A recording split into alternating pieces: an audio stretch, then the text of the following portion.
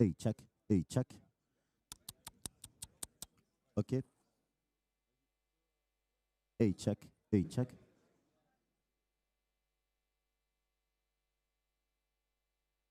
Ladies and gentlemen, welcome. Please take your seats. We will soon begin. Thank you.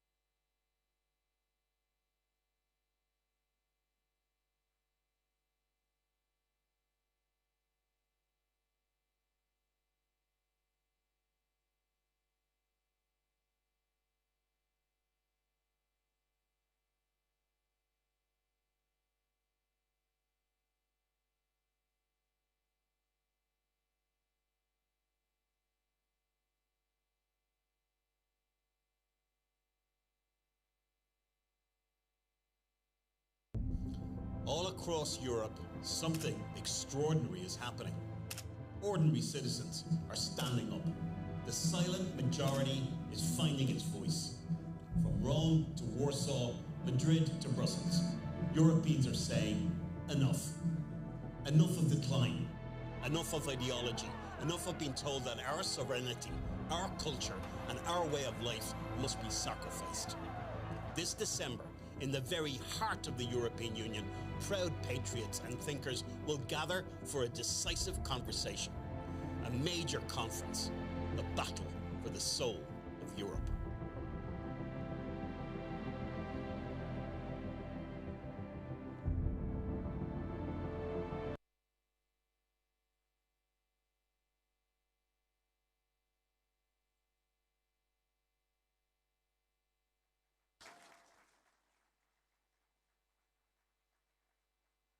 Thank you, thank you. Hi, hello and welcome to the Battle for the Soul of Europe. It's a real delight to be here. I'm Jacob Reynolds, I'm the Head of Policy for MCC Brussels, and I'm delighted to be your host, moderator and guide through what is going to be a really exciting and packed day. So before I hand over to Zoltan Solo for our official welcome, I just wanted to say a few words about why we decided to hold a conference on this theme and what it means in this particular political moment. Now, we chose quite self-consciously to call this a battle, the battle for the soul of Europe, and I hope that the reason for that is quite obvious to you all, because whilst many of us in this room will have lots of different and often contrasting political opinions, the thing that I think unites us and brings us together is that we are in the fight of our political lives. That's why this is a battle. Now, who are we fighting this battle against? I was thinking about this a lot, and the answer is actually not that straightforward, because obviously we're here, we're in Brussels, we're in the dark heart of the European Union, and obviously part of the battle is a battle against the enormous bureaucratic machinery of the European Union. But while that's correct, it's also a little bit too easy just to blame everything or lay all of the blame at the European Union. It has amassed enormous power through the Commission and related organizations, but it's not an overwhelming behemoth. And whilst it does sit at the heart of a complex web of legal, financial, media organizations, and of course the NGO complex, which we at MCC Brussels have done so much to unmask, there's still something else that we have to take into account here, and that's that it's not the full story to just blame the European Union, to say we need a battle against the European Union, because we have to ask some harder questions closer to home. In many European countries, Brussels exercises power because our elected politicians have often given it up. Sometimes this is through ignorance or incompetence. Sometimes it's a conscious attempt to divert controversial decisions away from the national level. And sometimes it's just a lack of courage in confronting difficult decisions or bringing about changes. But the net effect is the same. National elites, wittingly or unwittingly, have participated in a process of shifting power away from people and towards Brussels. So this is the battle. This is the battle part of the soul of Europe. It's a battle we have to wage on many fronts simultaneously against the bureaucratic machinery of the EU, against the NGO legal order that sustains it, and also back home against national elites who try and deny us our voice. But this is not just a battle, it's also the battle for the soul of Europe. And I want to say something briefly about that too, because some people, as we were putting together this conference and inviting people, and in fact some people who are here and going to be delivering lectures over these 2 days, took issue with this idea of the soul of Europe. They'd say to us, why did you call this the soul of Europe? Europe doesn't have a soul. There's no one thing that makes Europe Europe. We've got lots of different countries, they've got different traditions, but there's no soul to Europe. Now, I'm an Englishman and a Brit, and I wouldn't be here if I didn't believe there was something very important that unites us all as Europeans. And to say that Europe has a soul doesn't mean that there's one particular thing, because a soul is obviously imprecise, like the soul of a human being. It's not easily kind of definable. But I do think we can say that this soul of Europe is an attitude or a series of attitudes that are based on centuries of historical experience and nourished by many generations who've fiercely protected and tried to extend their way of life. And so we might think of the legacy of European civilization, the real soul of Europe, as a quest, a search. We're in search of our soul that unites us, even though we have many rich and important, distinct, diverse national values and traditions. And one thing that I do think is at the core of this quest is a conviction that there are certain freedoms, certain liberties, certain differences that are part of our identity as Europeans. And one of these, the freedom to debate and argue, to live in different ways, to come up with a variety of national answers to the big questions, those are really the set of freedoms that are very much under threat today. Many of you will remember the last time that lots of us were at this very venue and the Brussels establishment overplayed their hand in trying to shut down a gathering of national conservatives. But this was only the most obvious and maybe even absurd example of a Europe-wide trend, one spearheaded for sure by the European Commission to shut down speech, cancel elections, and shield democracy from the voters. But this is a broader, deeper trend. And all of this, from the question of the soul of Europe to the fight for our freedoms, all of this is on the line over the next couple of days at this battle for the soul of Europe. And we're going to have sessions and lectures that address every aspect of what I've just discussed. But it's also an invitation to all of you to get involved, to speak, to contribute, to argue with us over coffee or lunch or drinks. Now, before we dive in, I wanted to pass on a special message from our executive director, Frank Furedi. Frank, very sadly, cannot be with us for this conference. He suddenly got what is the contemporary British equivalent of the golden ticket from Willy Wonka, if you remember the golden ticket from Willy Wonka. And in this case, that is, he managed to get a spot for treatment, medical treatment, in the British National Health Service, which is, you can't say no. If you get a spot, you have to take it. Frank, unfortunately, has a serious medical condition that needs some treatment. He'll be back with us in the new year very soon. He's really sad to miss it, but he wanted me to reiterate something very important, and this is the task he set us for this conference when he was conceiving and organizing it. And maybe it was an impossible task, but he said very clearly that we just don't want this to be just another conference, because all conferences ultimately are often just a kind of, however nice and great the speeches and the speakers are, they're kind of an exercise in basically complaining. And instead, we want to try and do something different. We want to challenge people to define what comes next. What comes the day after the next major patriotic political victory? So I set this challenge to all of our speakers and contributors over the next 2 days. What are the arguments we need to succeed? What are the policies that will reverse European decline? And what plans must we have in our pockets ready to be deployed to put European elites on the back foot? Because this political moment that we're in is very, very exciting. But it's also dangerous, because these elites that I've been talking about, they have their backs to the wall. They know they're losing the argument, they're losing ground in national elections, they're losing their control that they used to have over the political narrative. But that makes them very dangerous at the same time. They'll stop at nothing to maintain their grip on power. So we at MCC Brussels, and everyone, in fact, involved in this conference, we pledge to make our contribution, this contribution, to this enormous, urgent, and very overdue task of renewing this great and powerful continent. Thank you.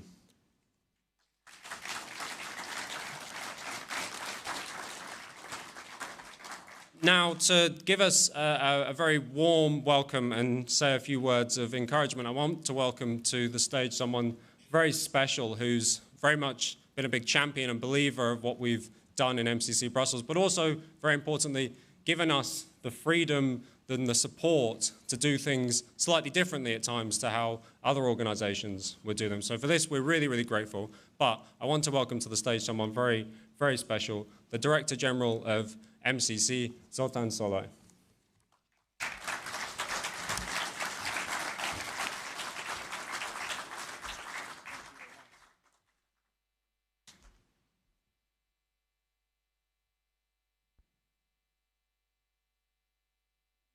Ladies and gentlemen, dear friends, I welcome you all to this conference. It is my great honor to welcome you on this another MCC Brussels event. Our gathering today carries a special significance, I think. As the program makes it clear, we have not come for a courtesy visit, but for serious intellectual work. The stakes are no less than what our conference title states: the fight for the soul of Europe. The fight concerns us all, especially those who feel a particular responsibility towards future generations. For nearly 3 decades, Matthias Corvinus Collegium has been the leading talent education community in the Carpathian Basin, which currently have more than 8,700 students enrolled in our programs. What we offer is truly unique, high-level training that complements both conventional public and university education, delivered through an interdisciplinary approach rather than limited to a single discipline. From elementary school to higher education, both within and beyond the borders of Hungary, we work to help the most talented young individuals become committed intellectuals who take responsibility for their own communities. MCC also serves as a knowledge center. Alongside other training courses, we run mobility programs, offer a wide range of scholarships for young people, for experienced professionals. We publish books, academic papers, and organize both international and national conferences and debates. We provide motivated young people who are willing to work for the benefit of their nation and local communities with the opportunity to develop their skills and learn from the leading Hungarian and international experts free of charge, regardless of their geographical and financial background. Our aim is to impart knowledge by shaping attitudes. In doing so, our message is clear. For young people to succeed, they must combine professional excellence with a strong sense of cultural and national identity, as well as community responsibility. The end of the year is approaching. During the season of Advent, people naturally assess their lives. We look back on the months behind us and prepare for the year ahead. Whilst the calendar pages run out, the challenges facing Europe continue to mount. As noted in the conference program, while European elites speak of democracy, they are neglecting the true pillars of our civilization: culture, sovereignty, faith, and freedom. In this struggle, when the ground of normalcy shakes beneath our feet, we need something to hold on to. Allow me to quote Sir Roger Scruton, the great conservative thinker and the long-life friend of MCC, our institution. Conservatism starts from a sentiment that all mature people can readily share, the sentiment that good things are easily destroyed and not easily created. This is precisely what we feel in Europe today. We witness destruction and we see attempts to take away even our words. What is Hungary doing in this situation? In an increasingly divided world, our response is a policy based on connectivity and common sense. While others opt for isolation and sanctions, we are building bridges. We believe that Hungary can serve as a meeting point for Eastern and Western ideas, technologies, capitals, and so on. In a world of growing uncertainty, our answer is stability and predictability. We do not follow ideological trends. Instead, we pursue our own path grounded in Hungarian interests and the cause of peace, proving that sovereignty is not an obstacle, but the very foundation of European success. One of the major topics of this conference is the fight against language restrictions and reclaiming of free speech. We cannot allow reality to be censored. in the name of political correctness. Freedom of speech is not merely an abstract legal concept, it is fundamental precondition for free society. As Jordan Peterson reminds us, I quote, "In order to be able to think, you have to risk being offensive." If fear of offense prevents us from speaking the truth, we are giving up on thinking itself. However, we cannot afford to remain silent. On this exact day, 88 years ago, one of Hungary's greatest poets, Attila József, passed away. He once said and wrote, "Come freedom, give birth to a new order." Today, freedom lacks both order and pillar of free public discourse. This is what makes the educational mission of MCC so unique in Europe today. We do not instruct our students what to think, we teach them how to think critically and independently. Our institution is committed advocate of an inspirer of open, taboo-free debate. We believe that truth emerges only through free exchange of ideas. At MCC, rather than promoting cancel culture, we foster a culture of debate. We educate patriots who display a bold perspective, have the courage to stand up for their own opinions, and understand global processes. It is encouraging to see Europe moving in this direction and to witness a waking of patriotic forces. America, too, has made its choice, and Donald Trump's second term may bring renewed hope to Western civilization. Now it is time for us to draw courage from these developments. As Giorgia Meloni, Prime Minister of Italy, said, I quote, "They want to take away everything that makes up our identity. But we will not become codes, we will not become numbers. We will defend God, our nations, and our families." This conference is about protection and construction, about protecting our borders, our children's, and our history. Seeing the war raging in our neighborhood and the economic difficulties, many look to the future with uncertainty. Yet we have an eternal source of strength to draw upon, the Holy Scripture. In his letter to the Romans, the Apostle Paul warns us, I quote, "Do not conform yourselves to this age, but to transformed by the renewal of your mind, that you may discern what is the will of God, what is good and pleasant and perfect." So let us refuse to conform to the spirit of the times in Brussels. Let us dedicate these 2 days to renewing our minds through the insights from Richard Legutko, Patrick Dineen, and Václav Klaus, and others, and many others outstanding speakers. May the discussions ahead deepen our sense of responsibility and reinforce the need for sensible action. Europe's future is being shaped today, and it is up to us to seize the opportunity. Thank you for your attention.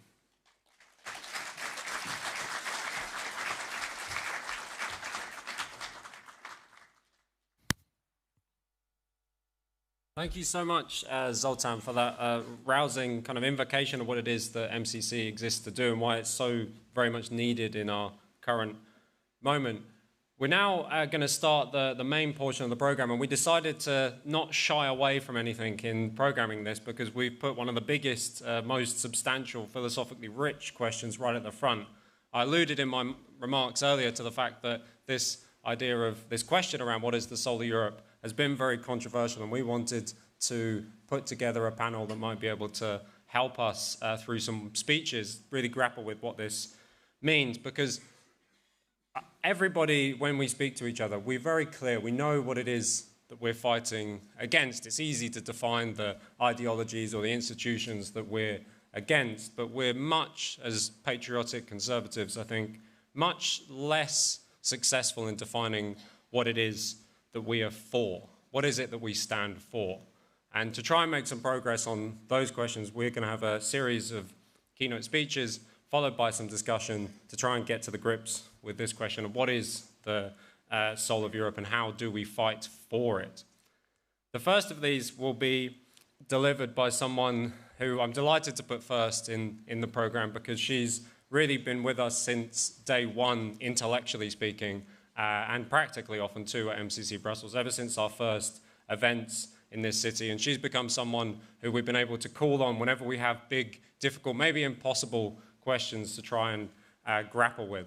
So I'm delighted to welcome to the stage societal security expert at the UiT University, Norway, Monica Gabriela Bartoszewicz. Welcome.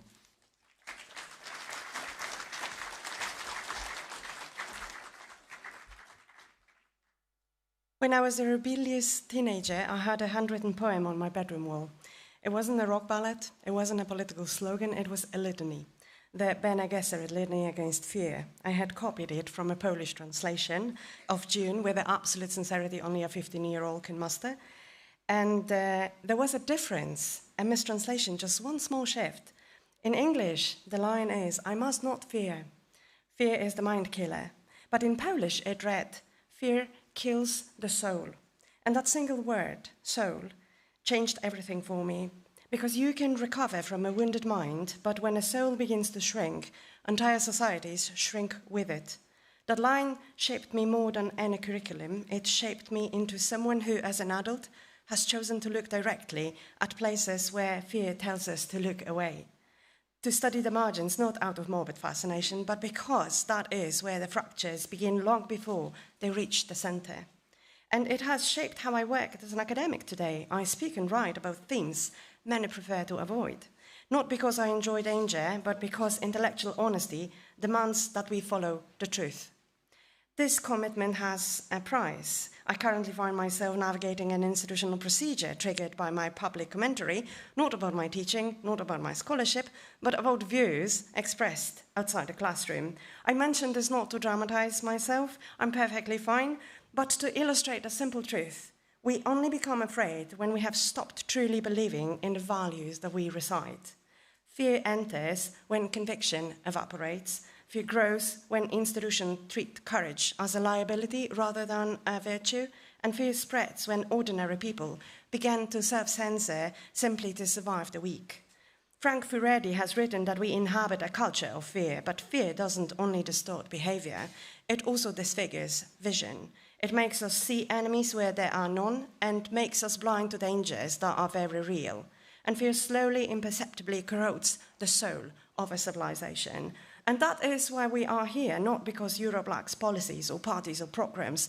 Brussels has enough of those for a lifetime. But because Europe is losing something far more fundamental, the courage to know what is true and the confidence to say it aloud.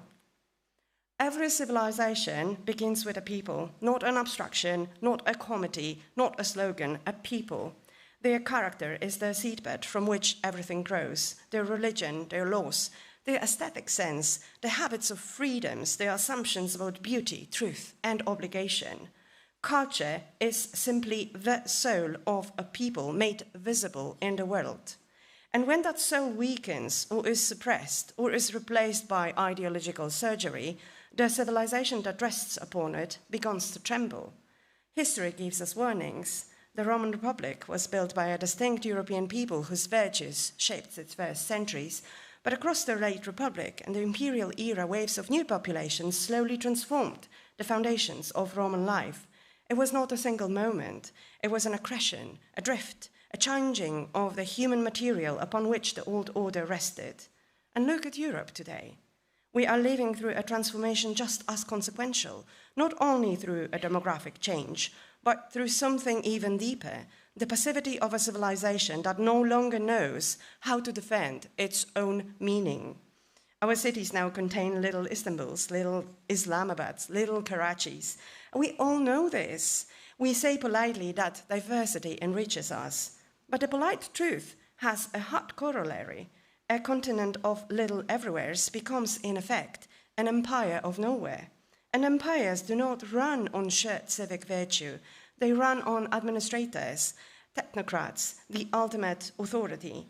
Multiculturalism made a promise that all cultures could be flattened, deracinated, tendered, harmless, and interchangeable under a benevolent technocratic hegemony. But the results are now in. They are not delivering. Culture matters. Peoplehood matters. Human differences are real and the bureaucratic imagination is too small to cope with them. a political body without a soul becomes Frankenstein.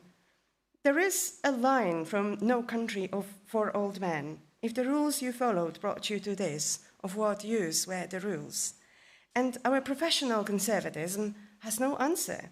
And Europe has run out of time for movements that mistake caution with wisdom. Conservatism is not a fixed ideology, it is a disposition. You can conserve anything, even communism, even managerial liberalism.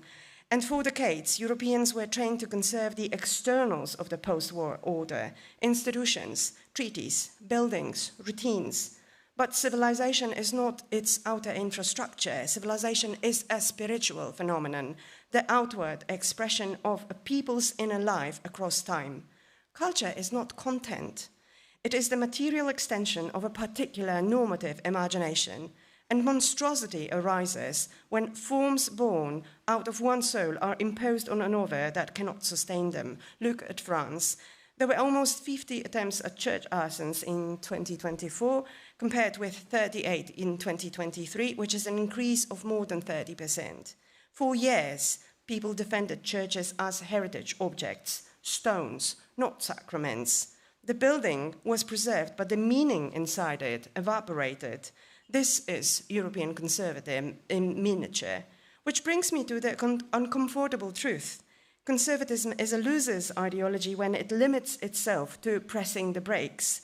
You cannot break your way out of a ravine when the car is already at the bottom and the fence that was meant to keep you on the road vanished decades ago. You cannot keep conserving the outer shell. Europe must rediscover the inner fire and a soul that sustained it throughout centuries.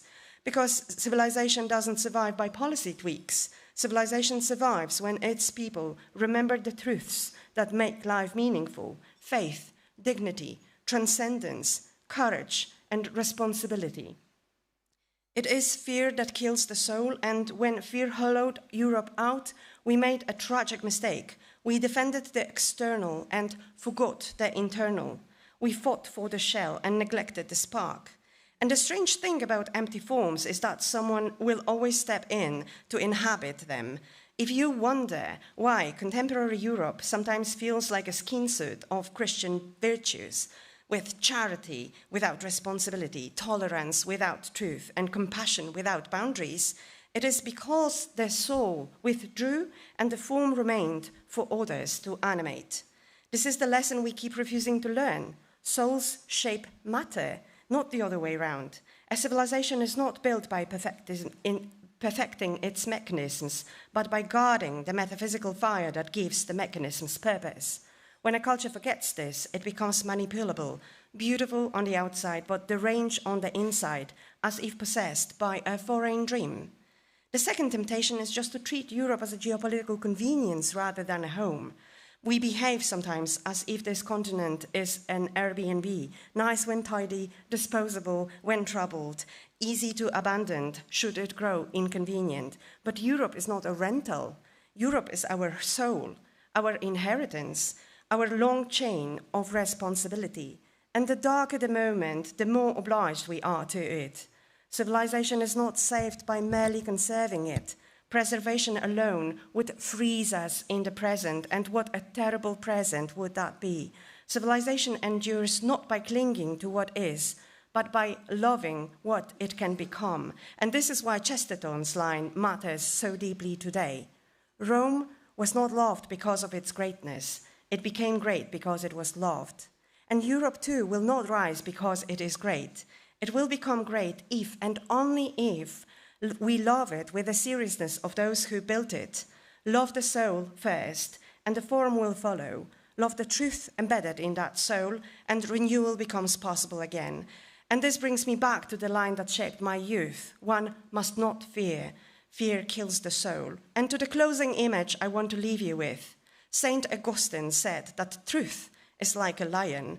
You do not have to defend it, you simply have to release it, and it will defend itself. For too long, Europe has tranquilized its lions. We have sedated conviction, aborted identity, anesthetized courage. We have acted as if truth is fragile and people are dangerous. But it is the other way round. People become dangerous when truth is caged. So my call to you here in Brussels at the Battle of the Soul for Europe is simple. Open the cages. Release the lions.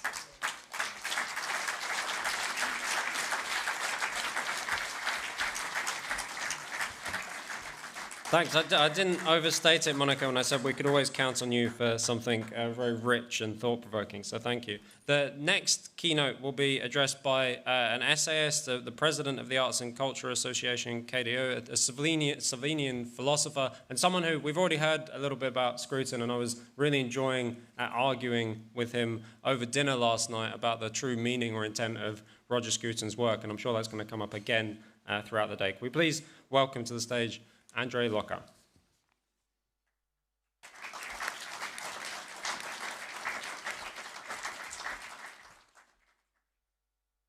Okay. First of all, thanks to the MCC for inviting me. Now, the title of the Battle of the Soul of Europe assumes the following. A, that a geographical, i.e. material entity possesses a soul that is immaterial but related to that materiality. B, that is possible to positively determine what this soul is by means of certain evaluation criteria. C, that this soul is threatened by something or by someone, and D, that the form of this threat is such that, on the basis of some undefined criteria, it is not only possible but necessary to fight for it, since otherwise it could be defeated and the very existence of this soul would be endangered. Now, let's pass to try to define what the soul of Europe is.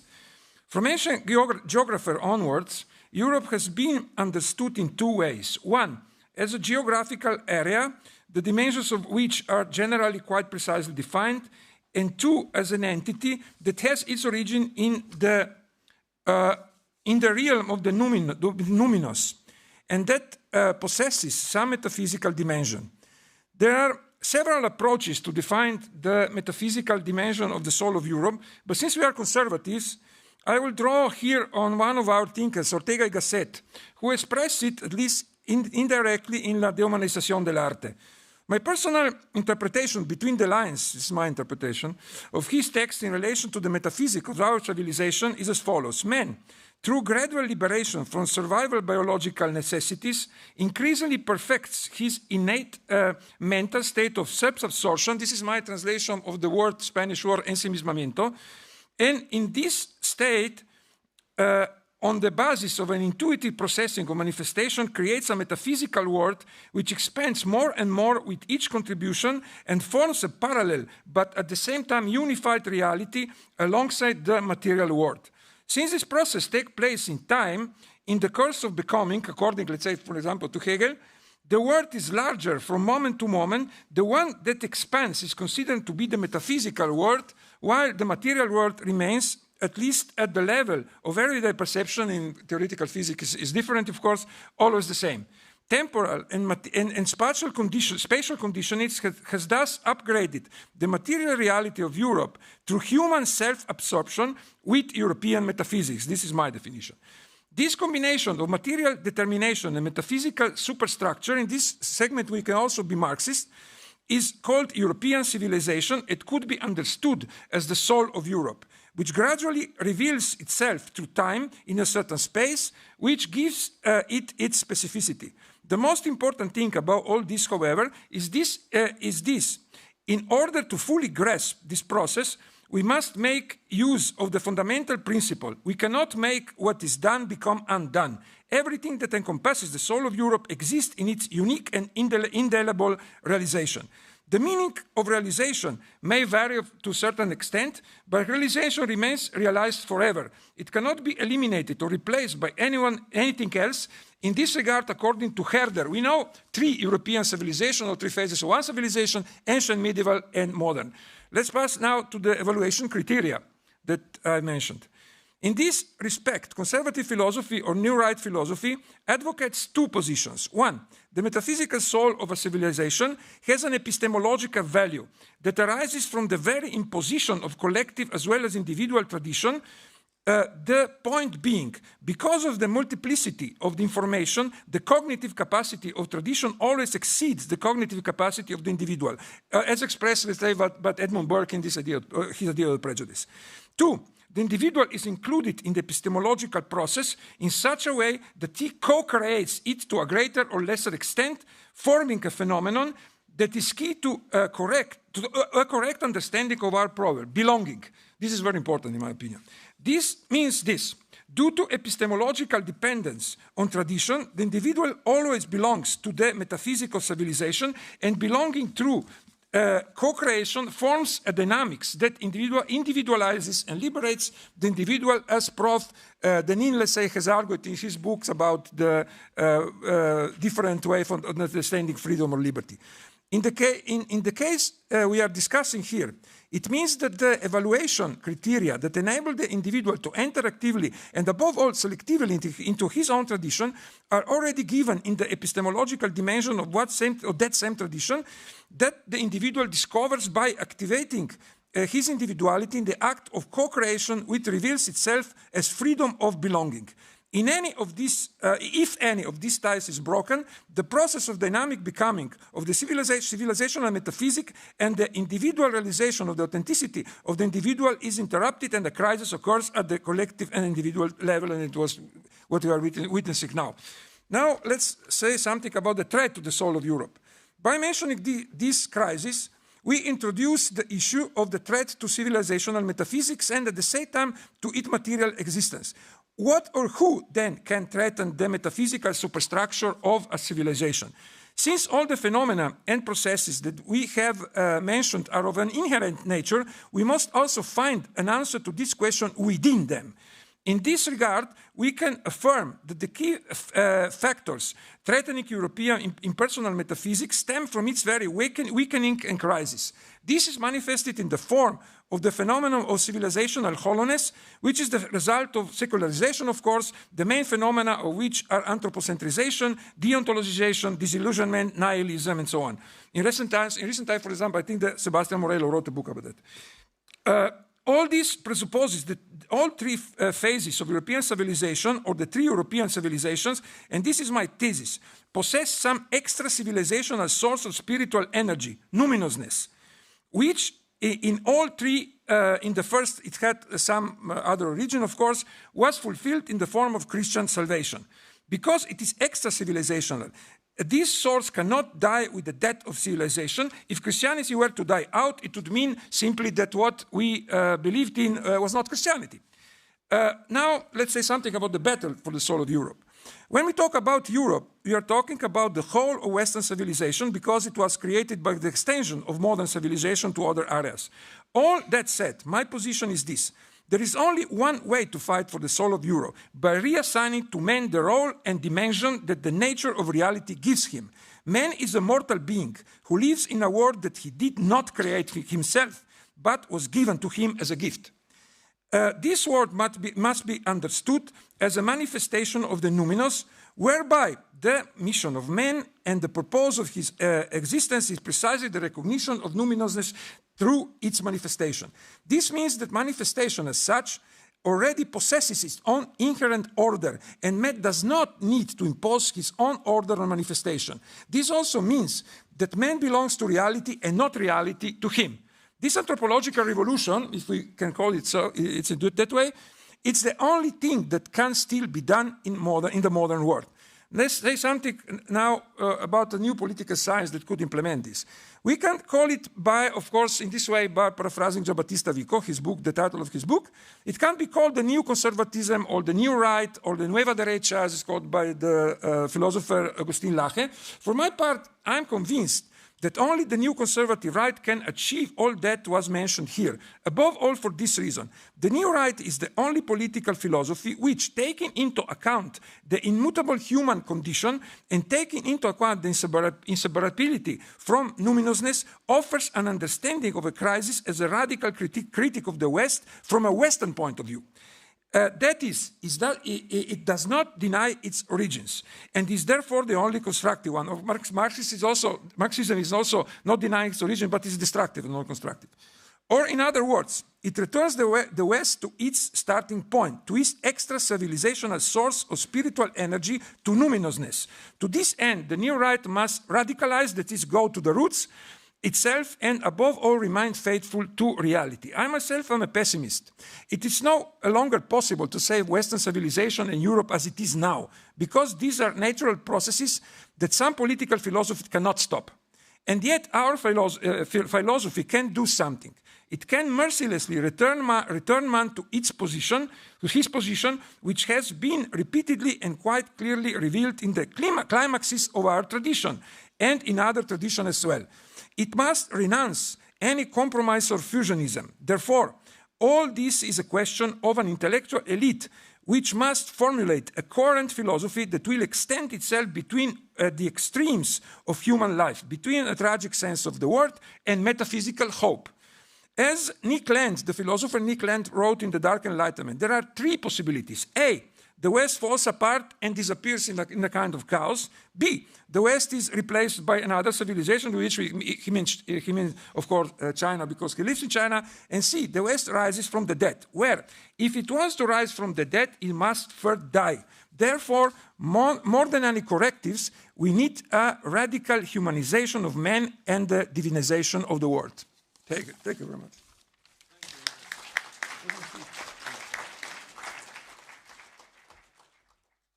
Thanks. There's a huge amount packed into that speech. I'm going to need to watch it, transcribe it, study it closely to get the full meaning, I think. I'd now like to welcome to the stage someone who we described himself as an independent scholar, and I love that phrase because I alluded earlier to how captured some of our institutions are, and we need more than ever people who are prepared to do the traditional work of thinking, arguing, writing, but maybe not inside traditional academia.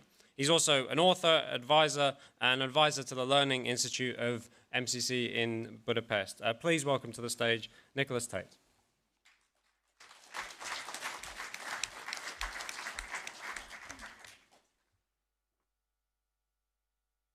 What is Europe is a question about identity.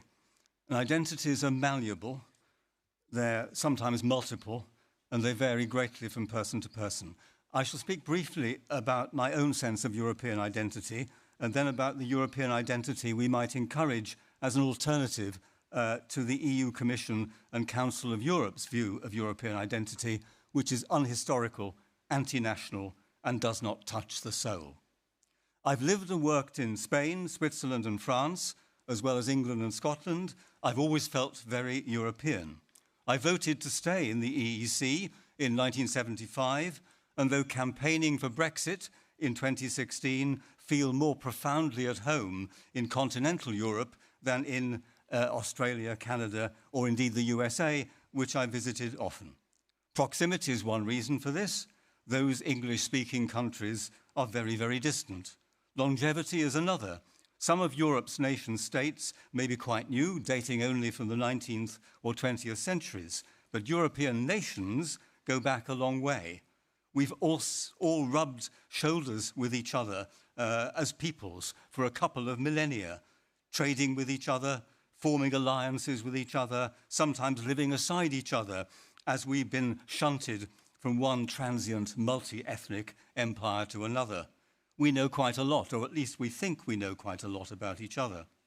The evidence of this long joint past is all around us. Place Victor Hugo, Michelangelo, Piazzale, Trafalgar Square, named after famous people and events. Our landscapes show traces of thousands of years of settlement. Buildings from previous ages surround us, Roman aqueducts, medieval churches, Renaissance palaces. It's these constant echoes of a shared past that help me feel European, alongside an even deeper sense of being English. And that explains why the absence of these echoes in places like California and Australia makes these places, to me, so hollow. A Europe of nations, of sovereign nations, brought together through a connected past, one that continues to inspire our actions in the present, together with contemporary mutual respect, is what we should strive for, instead of the ghastly EU prospect of ever closer union and consequent loss of our freedoms and particularity. Even more important are the intellectual, cultural, and ethical roots that modern Europeans have in common. The legacy of Greece and Rome, and above all of Christianity, with its roots in both those civilizations and in the Hebrew Bible.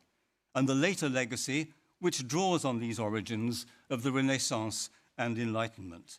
These aren't just roots, they're a history of achievement in philosophy, science, literature, music, art, and in the technology and economic expertise that enabled an industrial revolution that began in Europe and has brought much benefit to mankind. In all of this, Europeans ought to feel immensely proud. If we believe in the idea of a Europe of linked sovereign nations, what must we do to ensure that we move towards it? I leave most of the main political issues to those later in the programme. I shall mention 6 issues that relate particularly to the idea or soul of Europe. First, there will be no European soul to defend if we don't put a stop to mass migration from countries with cultures radically different from our own. A recent authoritative estimate in my country is that on current migration trends, the white British, that's an official census category, by 2063 will be in a minority. Already, 1 in 4 schools, white British children are in a minority. Many schools have no white British children at all. The particular threat to British and English identity is that the country's Muslim population is expected to rise to 10% by 2050 and 20% by the end of the century. Already, we've drifted from a damaging policy of multiculturalism into plural monoculturalism, communities with their own languages and customs that have taken over areas of cities and neither assimilated nor integrated with the rest of society. As a result, in England, we have the scandal of predominantly Muslim rape gangs, high levels of criminality and violence, a massive increase in anti-Semitism, and a Muslim vote which has even begun to shape our foreign policy. Other countries face similar trajectories. I've been reading this week, just finished 2 days ago, this book, Le Racisme Anti-Blanc, Anti-White Racism, which is the terrible story of what happens to white minorities in parts of French cities dominated by mostly Muslim immigrants. It also shows how some people can fight and must fight against it. It is well worth reading. Second, we need new elites. We need elites that govern in the interests of Europe's conservative-minded majority populations. At present, progressive radical elites are firmly entrenched in all sectors in most Western European countries. They're hyper-individualist, dislike the nation state, find patriotism embarrassing, promote subordinate identities of sex, gender, race, skin color, and sexuality, and are imbued with every kind of relativism. You name it, it's there, ethical, cultural, epistemological. They don't care to be contradicted and are increasingly authoritarian. We need to build new elites. This is the key task facing insurgent populists. Third, we must guard against continuing radical progressive intellectual influences from the USA. These will not go away despite a change in presidency. We must stand up to hysterical panics like that of Black Lives Matter in 2020, which with particular absurdity in a very different culture, led to waves of damaging decolonization in British schools and universities. Fourth, we also need to strengthen Europe's traditional high culture, haute culture, where we find some of the continent's greatest achievements, and protect it from what the late lamented Mario Vargas Llosa, honorary European and Spanish Marquis, called the civilization of spectacle. Entertainment and mass media, much of it US in origin, dominated by the visual, the trivial, the vulgar, the undemanding, the transgressive. Fifth, we should listen to the words about religion of Blaise Pascal, who first said them, and Roger Scruton, and the late lamented Pope Benedict XVI, who repeated them, "Veluti si Deus daretur." Even if you don't believe in God, continue to act as if God existed and as if you were worthy of eternal life. Scruton felt that without Christianity, European societies were losing a sense of what it is to be human and to have duties to a community. What would it mean for the sake of Europe to act as if we were worthy of eternal life? Finally, Europe needs to regain its self-confidence. The 20th century shattered this. 2 world wars, fascism, the Holocaust, communism, the collapse of its overseas empires, being made to feel guilty in recent decades as white oppressors who owe penance to the global majority, and being overshadowed by the USA. How do we restore confidence? As a historian, at the very least, we need to teach our history better and ignore completely all guidance about it that comes from the Council of Europe. Am I confident that any of this is achievable? Not most days. Every day news reminds me that in the battle for the soul of Europe, the enemies of tradition and nations are still in charge. But we need to leave this conference much clearer about the weapons we must use to unsettle these enemies. From what I've heard so far, I'm convinced that we will. I do hope we end up with a declaration of what these measures might be. Thank you very much.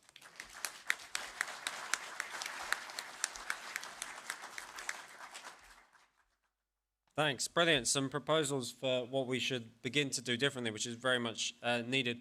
I want to just let the audience know that we'll be coming out to the audience for questions once we finish with the keynotes here. So you'll see that there's microphones placed around. There's 2 at the front and 1 at the back. When our next speaker comes to the end of his speech, I do encourage you to queue up and be ready to use these microphones. You'll have to come to the microphone if you wish to speak.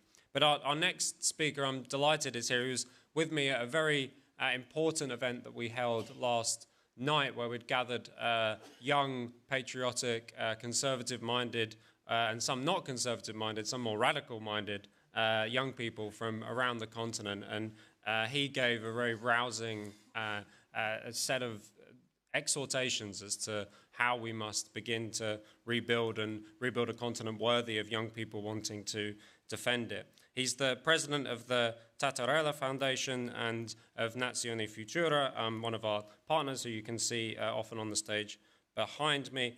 Please welcome to the stage Francesco Giubile.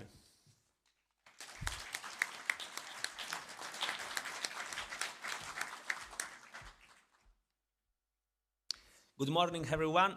Thank you very much for being here. Thank you very much to MCC for organizing this event. It's a pleasure to come back here after NetCon. Today I don't see riots and some Antifa, so maybe it's a good day. But it's an important topic what we are discussing here today, because when we talk about conservatism, there are a lot of fake news circulating concerning this word.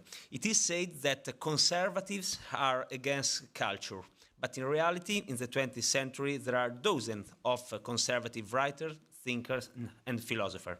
It is said that conservatives do not care about the environment, but battle for green conservatism is one of the main issues that is close to the hearts of conservative world.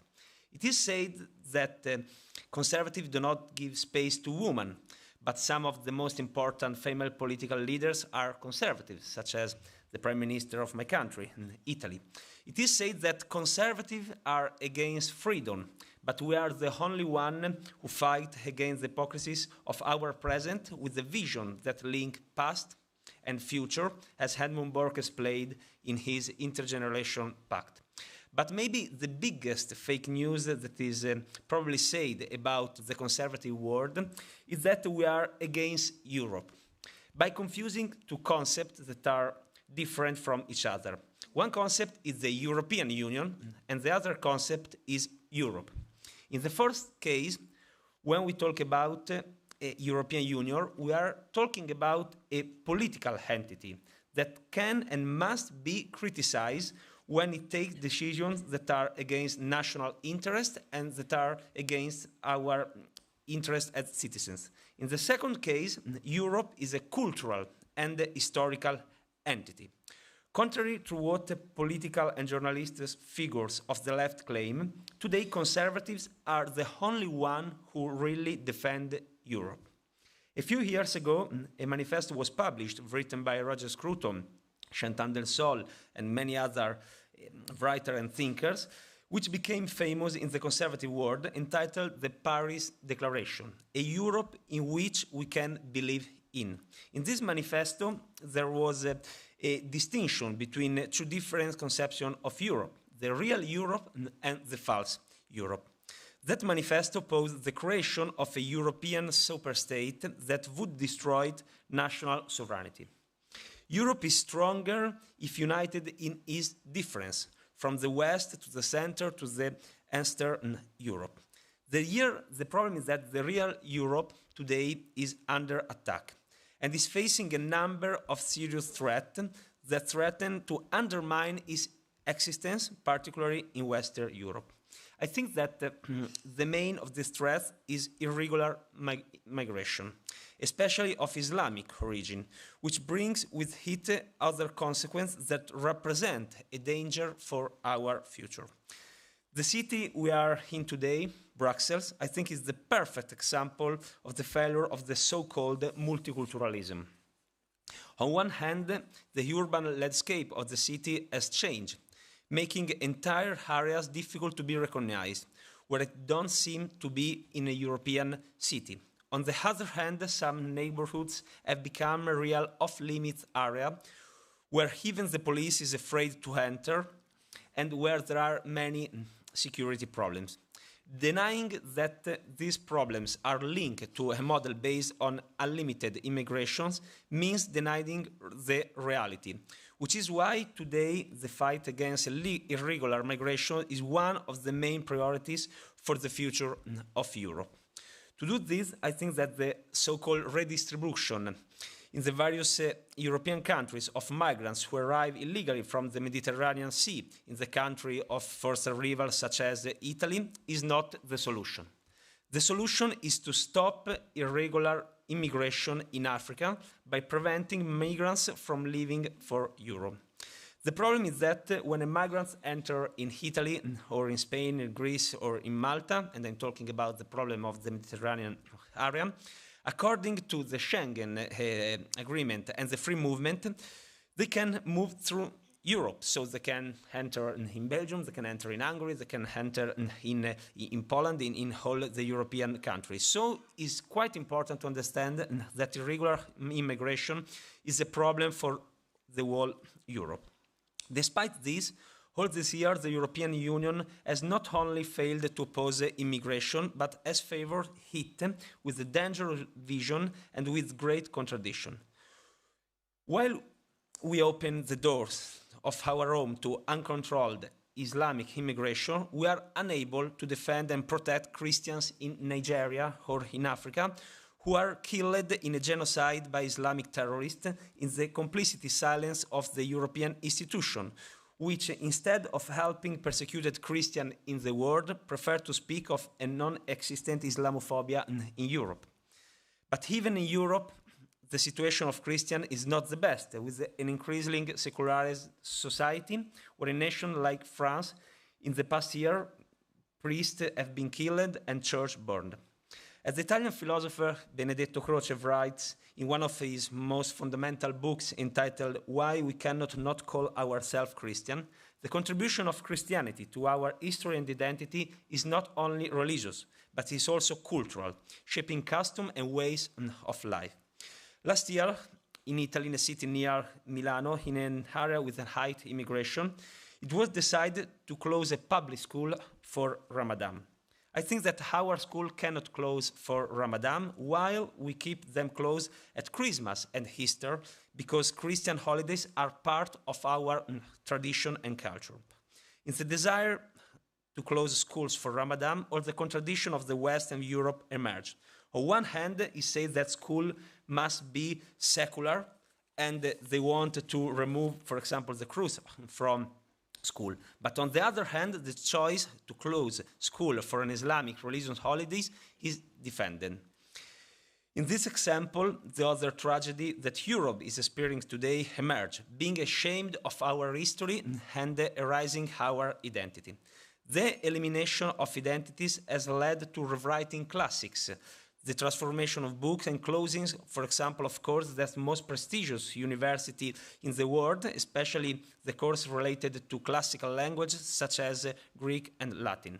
The so-called multicultural model is just one of the consequences of this approach that takes shape through phenomena such as cancel culture or woke culture based on the hate of our past. I think we don't have to apologize for nothing. We must be proud of what we are and of our past, and that created the European civilization. But instead of opposing the madness of woke culture, the European Union has used it, starting with the use of the so-called inclusive language based on the elimination of male and female genders, and with the spread of gender among children. This idea not only does the European Union not carry out policies in support of the family, but it contributes by questioning and promoting the so-called gender ideology. Every year, Brussels spends millions of euros to support NGOs that promote anti-family and pro-gender policies in an attempt to impose policy against, for example, the right of life. But there are some other aspects that I wanted to underline in the end of my speech. I think that the main topic in which we have to fight as conservatives today is the freedom of expression, as it emerged from a great report written by MCC entitled Democratic Child, with the desire to counter disinformation and fake news. The European Union promotes censorship. What happened in recent months in university on the subject of Palestine, for example, the fact that in order to hold this conference, we have to say the place in the last moment. What happened last year here in the National Conservatism Conference with the police blocking the entrance are alarming signs that today freedom is a question. So fighting for the soul of Europe also means this, having the freedom to disagree without some commission against the hate speech, trying to define what we can say or what we cannot say. There will be try more and more strong, but they will be not able to bend us, and they will always find us here, because we are on the right side of history, the one that defends freedom and the real Europe. Thank you.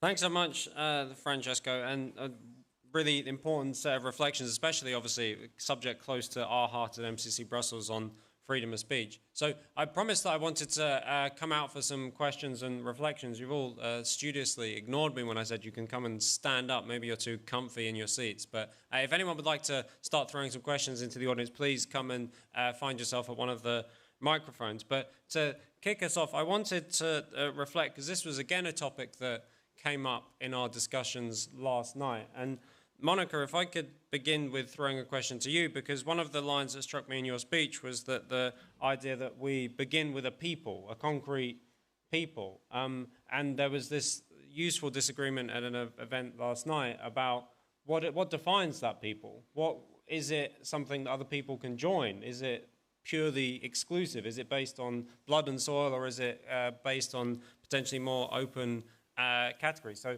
could you reflect on that? We begin with a people, but what really makes a people? But I think, if I may say, that I think all of us agree that people is the most important thing, because at least what migration was mentioned in at least 3 of these speeches. So of course it starts with people. Now, how do we define the people depends on many things. Of course, it is European people. What defines European? Is it ethnicity? Is it religion? Is it something else? Depends also on factors of stability that the core has. We all struggle with incorporating enormous amounts of those influences, both ethnic, cultural, you name them, that cannot be sustained. Nick was talking about that. It's too much and too fast, and perhaps also badly managed in our managerial imperium of the European Union. Francesca was talking about that. So all of this, actually, you can't really say, no, ethnicity doesn't count. In certain contexts, it does. You can't say, well, but it's only culture. In certain aspects, yes, of course. You can't only say, and I'm going to disagree with you, you can't only say irregular migration. No, it's not only about irregular migration. The problems that we see also in Great Britain, partially, are created by regular migration. And I detest the phrase irregular migration. It's illegal, not irregular. There is everything regular about it. It happens regularly, actually. So, I'm sorry, Jacob, all of it. Thanks a lot. So as I say, if you want to speak, please come and stand at the microphone and I'll come to you in a moment. Please go and stand at it so I can see you're ready. I just wanted to also throw something to Andrea. Your speech was very wide-ranging, and there was the question of the numinous, kind of, you were bringing it forward. I wondered if you would reflect that with regards to what Monica had said in terms of having to genuinely practice love towards something, like making it part of your kind of daily practice, or just to try and capture in a phrase or a few sentences what it would actually mean to bring the numinous home to Europeans today. What it means now, or what it means, what I think about that? I don't know. Well, just to bring it home and bring it a bit more concrete, what does it mean today for us to practice? It's very hard to say something about in a few sentences about that, but I think that we can relate to the thing that you said about the people. More than the people, we need an intellectual elite which is capable to re-establish or recreate a type of man that has an direct access to the numinous. You were a student of Robert Scruton. He wrote, I think in his book of architecture, that the first feature of a civilization is to stabilize a community somewhere and to build some buildings in which then the numinous or the gods come down and live in these buildings. This is his idea of the sacred place in architecture. So I think, I don't know if it's a question of love or something like that. This is more an intellectual attitude that you can regain, that we must regain, not that you can regain. This is my answer. Great. I'll take two questions, and then that will serve as something for Nicholas and Francesco to reflect on. So firstly, yourself, if you can stand at the microphone, and then here. Thank you. Please speak into the microphone. Stand in front. Don't take it out. Stand in front of the microphone and speak into it, and they will bring the microphone up. I don't see anything. I heard the word spiritual once by you, Monica. One of the great founding fathers, Jacques Delors, said, the future of Europe will be spiritual or won't be. How does it resonate in the souls of each of you? Great. Let's take another couple of questions. So there's, yourself, and then there's this gentleman here. Thank you. It's a question for Nicholas about how useful do you think the category of white British is today? I'm a social scientist, and so to me it really matters how you ask questions and how you collect data. And it seems to me one of the most destructive aspects of the DEI agenda is the encouragement for people to choose a kind of ethnic category or a skin colour category rather than a national category. And we know that on the Patriot protests in Britain and the vote for Brexit, there were a lot of people who wanted to be British, who weren't necessarily white. So my concern is that, if we want to really retain a concept of Britishness, are we in danger of dividing it too much by going with this whiteness category? Thank you. Great, thanks. Let's take this gentleman, then you, and then I'll come to Nicholas and Francesco, and we'll certainly come back to the other panelists. But yes. Thank you very much. My name is Sizi Kubza. I'm from Czech Republic. I spent 14 years in Middle East and 1.5 years in Black Africa. and 4 years in European Council in the Migration Committee. So I know something about the business, about the source countries, and about how this is the European, from the point of European Commission, of course, approach to it. The Migration Pact was accepted by most of the countries, you know, put the illegal migration into the legal migration chapter, I would say, yeah, by changing the quotas for resettling the migrants and making them to filter them, and that is directly written that they are going to move the migrants to the countries that are not affected so far by the migration. Wow, this is my country. This is Poland. This is Hungary. Yeah. So this is one of basic attacks to our own Europeism, I would say. Great. And don't forget, please, there is another attack that is called Green Deal, that is attacking we'll leave it there for now because we'll come back to the Green Deal in a whole session later. Just this is a combination, you know, and at the end is the end of the European civilization. Great. And we are the last one to stop it. Great, yeah, that's certainly the task we've set ourselves here. So we'll hear from yourself, and then Nicholas, I'll come to you for a reflection or two, and then over to Francesco. Andrej Kolarik, Slovakia. My question is regarding the comment on the ethnic component or the people as the defining feature of civilization. Because I come to think that any great civilization project does not start with us bumping into our chest. This is who we are. But it comes with people convincing people who were hitherto barbarians. Take example, Romans convincing Gauls, Iberians, Africans, Mauritanians, all these people in the empire to come and join this joint Roman project. It was the Arabs, when they were aristocracy from the desert, nobody embraced the Arab identity. When they opened up this identity and said, if you come and join us, convert to Islam, you will become Arabs and you will be full-blood nation builders of this Abbasid empire.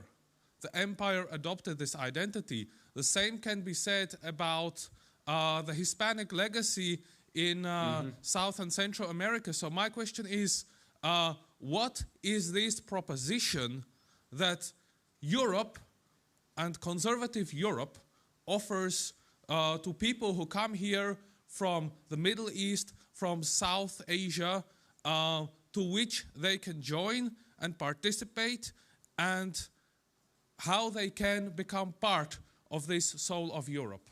Great, thank you very much. Nicholas, you want to reflect on any of those questions? I mean, you talked about some of these things and you were challenged on this white British question, but... The white British is a government category for the sake of the census. And I think it's very useful at a time when we're experiencing levels of migration in Europe, including the British Isles, that have not been seen since the collapse of the Roman Empire. It is a civilization change of magnitude. It is very useful to have this data. I wouldn't use the term if I were a politician, which I am not, because I think it does exclude people who, for example, like the leader of our Conservative Party, who was born in Nigeria, is utterly assimilated. I'm not saying I'm a Conservative voter. I have been for most of my life. I'm not sure whether I would be at the moment, given what the Conservative Party's done over the last 14 years and why they deserve to lose the election to the Labour Party. But someone who has integrated and assimilated and even married a Northern Ireland Protestant. You can't get something more UK-like and acceptable to the majority of Conservative people in the United Kingdom than to marry a Northern Ireland Protestant. So there are people, but what you can't see beyond the figures into their heads. I think over the centuries we've had small numbers of people coming into the country of different backgrounds and different colours. Small numbers who have attain British identity, which is a formal thing, and then slowly, in many cases, come to feel themselves English as they have come to participate in the customs and the way of life and the way of thinking characteristic of people who live in England. And they're fully assimilated, and you know, they are indistinguishable, apart from on the surface, from the majority of the population. And that's brilliant, and they've contributed a great deal to our society. What we can't cope with is vast numbers of people, and we don't know from these figures how many of them are integrated or not. What we do know from lots of opinion polls is how large numbers of Muslims in particular, you know, want Sharia law, want any depiction of Muhammad, you know, to be illegal, want laws against Islamophobia. That is not compatible. Great, thanks. Francesca, there's this question on the migration pact, which I think you'd probably agree with, but also a few things were thrown your way, so reflect as you wish. One, I want to answer to the one who quoted the Roman Empire. I think the main difference between Europe today and the Roman Empire is that when Rome conquered a territory, he gave autonomy to the territory which conquered, but the Roman Empire say you must accept the law and the tradition of Rome, which is called the so-called mos maiorum, which are the values of Rome. The difference of Europe today is that we don't say to the one who came to Europe, you must accept who we are, you must accept our tradition if you want to live here. But we sometimes we forget and we don't underline our traditions. This is the main difference. Another topic concerning migration, I think, is not only political issues. And I make briefly the example of what Italy did with Albania. There is also a really big problem with the judge and the judiciary system, in which I think we have to start thinking about it. Our government created in some hotspot in Albania. And the idea of our government was that the migrants which enter in a legal way in the Mediterranean Sea, they don't enter in Italy, but we pick them to Albania. They stay for 30 days in an Albania hotspot, and after 30 days, we give them back to their country.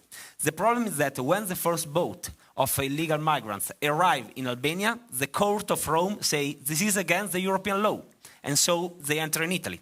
The second time, they did the same. The third time, the Court of Rome say, okay, now the Court of Strasbourg has to decide if it's legal, it's not legal. And finally, the European Court say this is not legal according to the European law.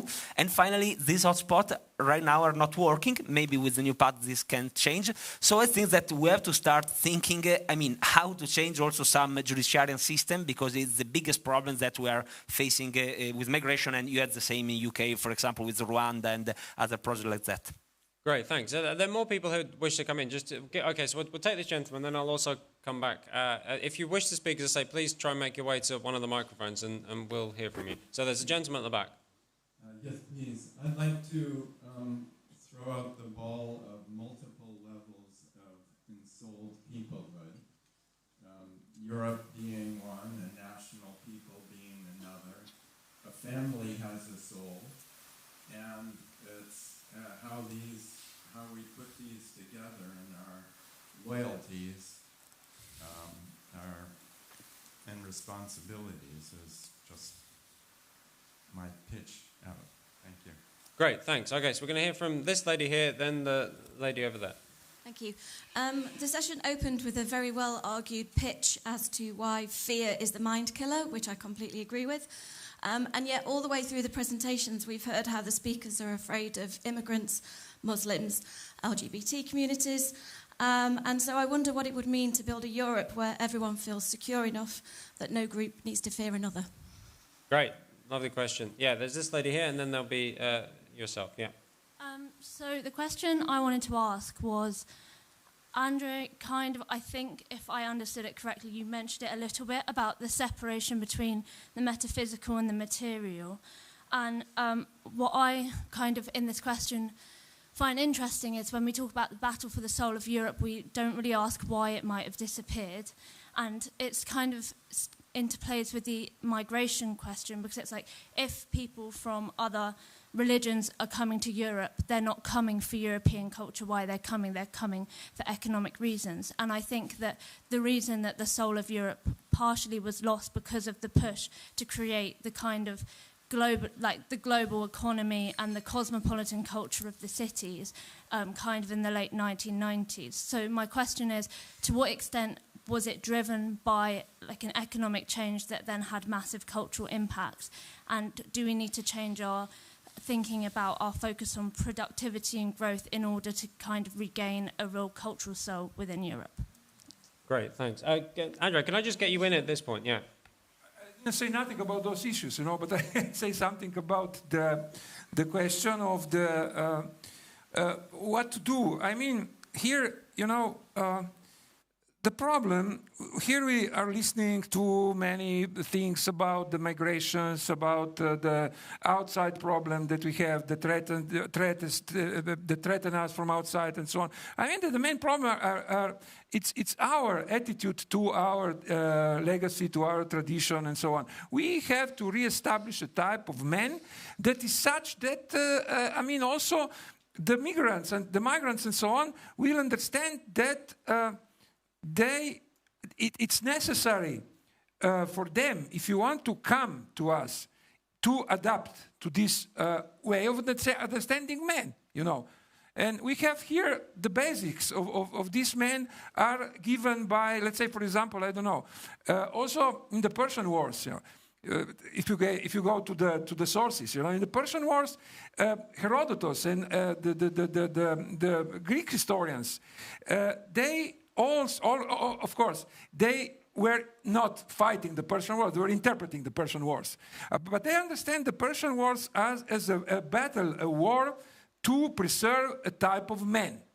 And precisely to preserve his way of being free, of understanding freedom. And this type of man was a man that has a tragic sense of life, that lived in an enchanted world, and after that, we have also this Christian element, which was expressed in the epistles of St. Paul, has metaphysical hope. And then there was another thing, in Greek philosophy, the idea of the metron kai mysterion, that man has limits, must deal with his mortality, and so on. I think that this is the source of the problem, Right. Because the pressure of Islam exists also in the Middle Ages, but was solved in another way, not in our way. Yeah, very good. Monica, I'll just get you to jump in at this I stage. wanted to come back to the question of fear. Thank you for that question.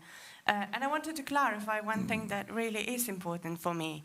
I do not hear fear in the speeches. And the fact that different phobias are immediately attached to concerns that are raised is one of the biggest tragedies in contemporary European debate. When you speak up, it means that you have a courage, not fear. When you fear, you are silent. And I'm very glad that I did not hear fear here. So with due respect, I do not agree. Thank you. Great. Let me get another few questions, and so there'll be yourself and then you. Yeah. So looking at things as they are in Europe right now, with the woke policies and the mass migration obviously failing because and I apologize if I might sound maximalist, but my question is, judging by the fact that most people can see that these policies are failing, what's the main reason why, although these policies are failing, the elites and the people who are in charge in different European countries are still pushing it? Because they are nihilists. They are nihilists. Let's get some more questions through, although I probably agree with that. But yes, go on. 2 questions. Are universities under the influence of elected national organized governments? Is that how universities are managed? And how is it possible to transform, especially Western European universities, so that there's more of a balance between conservative thought and progressive thought? Because my understanding is universities have been taken over for decades by progressive leftist thought, and it would seem to me that most of what we're living in our society now that's happened in the last 40 years has come from universities. That's my opinion. Great, thanks. Okay, there's someone at the back who I'll get in, yeah. Thank you very much. I will keep it short. I'm a young man from Spain, and my question is, we want to understand, my generation wants to understand what it means to fight for the soul of Europe. So my question would be, what are the mistakes you think that older generations of conservative movements made in Europe, and how can my generation learn from that? Thank you very much. Yeah, great. Very important to be self-critical. So there's the lady at the front. The panel, I'm going to try and get as many people as I can, and then I'll give you some time to reflect and sum up. But there's the lady. Did you want to speak? Yes. All protocols respected. My name is Doris Nick. I'm a hairstylist by profession and a cultural ambassador nominee for Africa. So my question is, or my worry is on the immigration issue. That is, I can hear from the voices that is shaking the soul, the battle for the soul of Europe. I came here as an immigrant, and now I hear how people are now migrating to Europe illegally, and they are being sent back. I think Europe needs to do something. We just need to quench the fire, because what provoked them from Africa to come to Europe is not being quenched. If that is being quenched, I think no African would like to come to Europe. We are here because Africa is burning. There is fire in Africa everywhere. And Europe should just wake up and do something about that.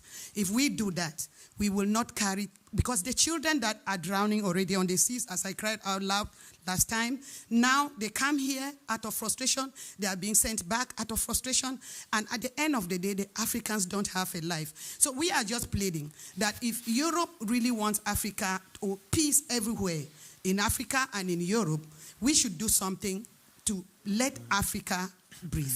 Thank you so much. Great. Okay, we've got time for two quick questions. So there's two people at the microphones. I'll take them both, and then the panel will have a couple of minutes each to conclude and wrap up. But yeah, so there's a gentleman at the back, and then there'll be you. Yeah.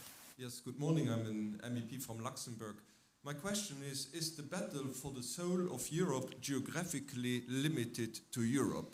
Because we have been spreading our civilization all over the world through colonies, through Christianity, missionaries, and so on, and we see that maybe the battle for our values are also taking the shape of fighting against new versions of our fairy tales by Walt Disney, and we see Cardinal Sarah in Africa speaking in favor of Latin and the traditional rite in church. So basically, where are we supposed, not only in Europe, or are we fighting this battle in many places all around the world, because our civilization and maybe therefore our soul is not only limited to Europe? Thank you very much. Great, thanks. Okay, yes, yourself, and then the panel. I'll start with Nicholas, actually, because I can see you're eager to get in, but you first, yeah.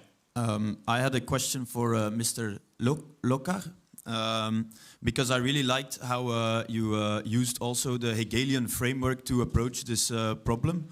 And I also think this framework can be used to approach this problem, because I think that mainstream conservatives don't seem to have a praxis. They only negate the left in the abstract, and that the most problems of mainstream conservatism seem to stem from a disconnect between theory and practice. Because oftentimes in the abstract, conservatives seem to condemn the concept, for example, of collective guilt or the notion of group identity. But in practice, it's easy to see which groups conservatives believe have a legitimate collective identity and which groups do not. So my question is, would conservatives, like the people on the panel, for example, condemn, for example, traditional Peruvians for expressing pride in their ethnic heritage and a desire to preserve their group's existence into the future? Or another example, are Christian leaders today calling out groups of African parishioners who believe that they have a special duty to protect the political interests of the black community in Europe? Even if the double standards of mainstream conservatives exist only in exceptions, eventually all the small hypocrisies begin to tell a story about how things seem to work. The knife only cuts in one way, and it consistently cuts against the collective interests of young, alienated white men. And so this question is not a question about who are the Europeans. It's more a question about how power functions and what the conservative role in this power struggle is. Great, thank you. Okay, so Nicholas, please. Could I answer two of the questions? First of all, multiple identities, which was a question a long time ago. And this is something that's really interested me. There's an excellent book by the Franco-Lebanese author Amin Malouf called Identité meurtrière, Murderous Identities, in which he discusses his own identity, which is Lebanese, Christian, Arabic-speaking, French-speaking, French citizen, related to the world of la francophonie, people who read his novels all over the French-speaking world, including Africa and Canada, and also who has a sense of belonging to what he calls a patrie éthique, an ethical world, a sense of universal values that people share. But what's really interesting is that But after his early years, he's mostly in France. His identity is mostly French. His main identity is the national identity as a Frenchman. And that's perfectly okay to have, like Stoics had, this idea of concentric circles. You begin with your family, and then your tribe, and then your nation, and then the whole world. It's perfectly okay to have these multiple identities, as long as at the core of it is a strong national identity. Why is that important? I realized why that was important when recently I lived in Switzerland for 8 years. You need an engaged citizenry. You need people who have got a sense, above all, of belonging to a nation state. That's the only way in which the people can actually control what happens in the state, and where you can have an effective democracy. To have an effective democracy, you need a sense of nationhood. So that's okay, as all the other identities can be there. But if at the core you don't have a strong national identity, and that's the problem with large sections of our Muslim community in Britain. They don't. Their main identity is with the Ummah and not with the UK. The second one was universities, very briefly. I mean, revising our universities, refreshing our universities is absolutely essential. In Britain, you've got the Reform UK Party, Populist Party, attracting lots of older people. You've got the young people being attracted to the radical left, people who've just come out of universities. Universities are 90%, in terms of the academics, left-wing. How you tackle that apart, we need, first of all, to have freer speech in universities. That's the start. But beyond that, it's a major challenge for any government. Great, thanks. Francesco.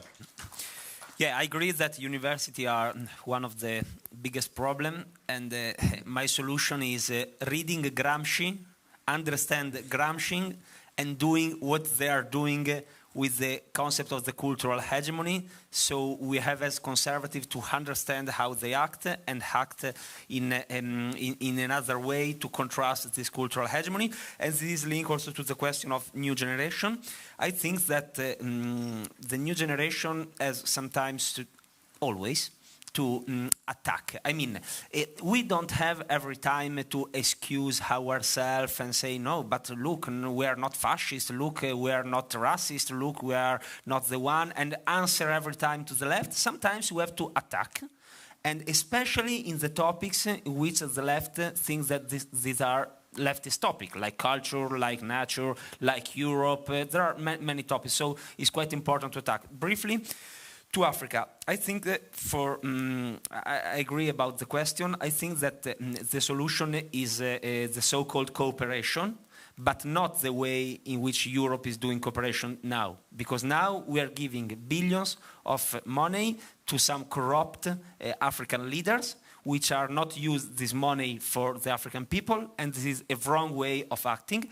We have to start thinking in a great cooperation for African people, and stop the African people to live for Europe, also for the good issue of the African people which want to live in their continent. So changing the way of doing cooperation. Great, thank you. Andrea, your final thoughts.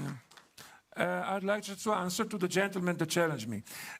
First of all, the question was twofold.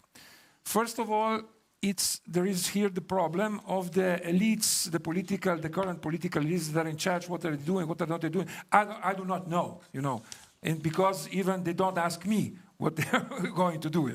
This is something that I cannot answer. Regarding the Hegelian framework, I'd like to say this. That the problem is that, and this is also an answer to the question, what are we fighting against? I can say that we could say that we are trying to fight against an instrumental interpretation of our civilization. And because the instrumental interpretation, which is of course included in the idea of progress, that means that someone is in charge of something, in this case a civilization or a culture, that he, with his leading this thing, is leading this thing somewhere. I mentioned in my paper the idea of belonging. And this is, I think, a kind of revolutionary idea at the anthropological level. We must start to understand that civilization and culture and the legacy of Europe, of the Western world, and so on, is not something that that belongs to us, but we belong to this civilization. And this is a completely different standpoint, which is characteristic, of course, of our antiquity and, of course, of the Middle Ages. Great, thank you. Monica, maybe part of the Renaissance also, partially. Monica, your final thoughts. Thank you. I wanted only to maybe answer to the gentleman from Slovakia. That civilization does not start when you look around and you say, well, how can we attract others to become more like us? This is not what we do. Civilization is a method of organizing communal life. And when you're sure that the way that you live, that the foundation of your life, your values, your beliefs, your rules, your duties are the best, others are attracted to it. And I think we are at the stage in Europe when, in the first place, we lost the confidence that our way of life is the best because Europe has become its own other and we vilify our own past. And on the other hand, what you see is the fatigue of catering to the needs of others. And you can see it with people saying, actually, I do not care about Africa because Europe first. And this is a very, very dangerous combination. And maybe this is precisely at the crossroad of these two phenomena that the battle rages. Thank you. Great, thank you. This opening panel has really, I think, provided brilliant stimulus for many questions we're going to have to reflect on over the rest of the day. I'm particularly struck by the scale of the challenge that we have to ourselves here at home to define what it is that we stand for, define the things that we're prepared to fight or put ourselves on the line for. But I'm also equally clear that we're not going to make any progress on some of these questions, not just without debate, but also without challenging the way that having a strong historical sense of national identity, or in the case of European international identity, the way that those discussions are repeatedly shut down at an intellectual level by the dominant forces in European politics who try and say there's nothing important in our history, or if there is, it's only things we should be ashamed of. So we both got to define this a lot better, but also take on those, like the people who broadly control the institutions of the European Union, who would rather not allow us to have an open, historically informed discussion about what it is that makes us European, because they're afraid of that, and I think they're right to be afraid of it. So it's something we should take on. But now I'd like to invite you to join us for a cup of coffee, and we'll be back at 11:15 for another keynote speech. Thank you. Thank you to our panel. Great.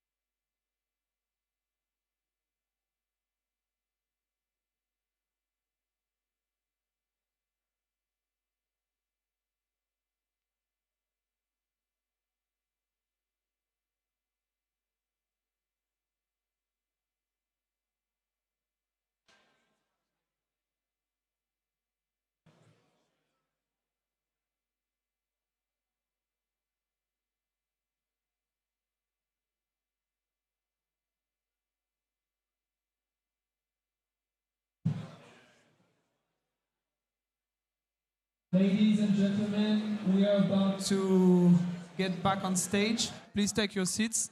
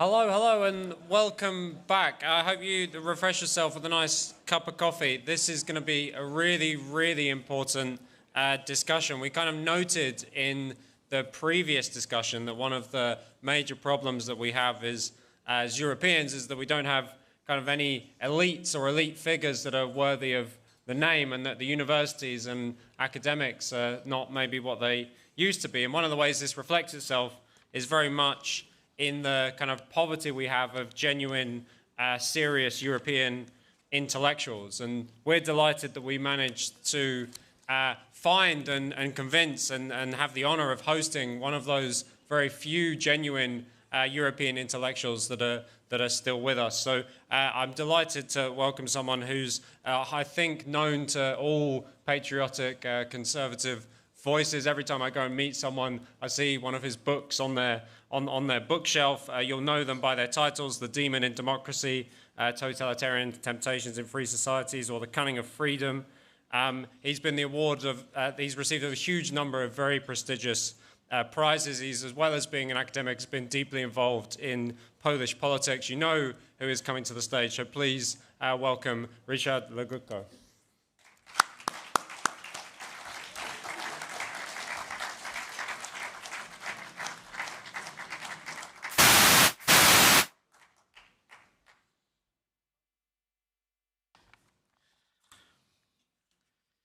Good morning, ladies and gentlemen. Well, does Europe have a soul? Probably not. If we consider as our highest authority Jacques Delors, one of those who managed to propel integration to a new level of centralized bureaucracy. Toward the very end of his reign, Delors said that we need to give Europe a soul, donner une âme à l'Europe. Otherwise, as he put it, the game will be up. The presupposition was clear. If we need to give Europe a soul, it means it doesn't yet have one. When Jacques Delors spoke of Europe, he meant, of course, the European Union. Since he was supposedly Catholic, many assumed that he meant a Christian soul and that he could have been referring to the founding fathers, Schumann, de Gasperi, and others, who were devout Catholics and envisioned a future Europe, or so they said, as Christian as well as Romano-Greek. But the EU was different, and who else, if not Jacques Delors, should have known it? I therefore believe that his words meant something else, namely that the Union is a purely artificial construction, and that until we endow it with a strong identity, so strong that we can metaphorically call it the European soul, it has little chance to survive. But has there ever been a chance for the emergence of a European soul in this sense? The question can be asked differently. Does the creation of the EU belong to a European tradition of responsible politics, or do its roots lie rather in a different tradition, one that generated innocuous political experiments, deprived people of freedom, and deceived them with harmful projects? In other words, does the European Union reflect wisdom and prudence, or recklessness and hubris? I tend to lean toward the latter. For one thing, I think that the Union was built on the lie, and that it's the same kind of lie that other designers of the future were using to cover up the ugly methods from which brave new worlds were supposed to be born.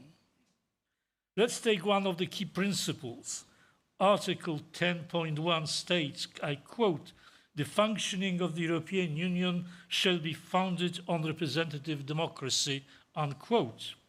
Is this really the case?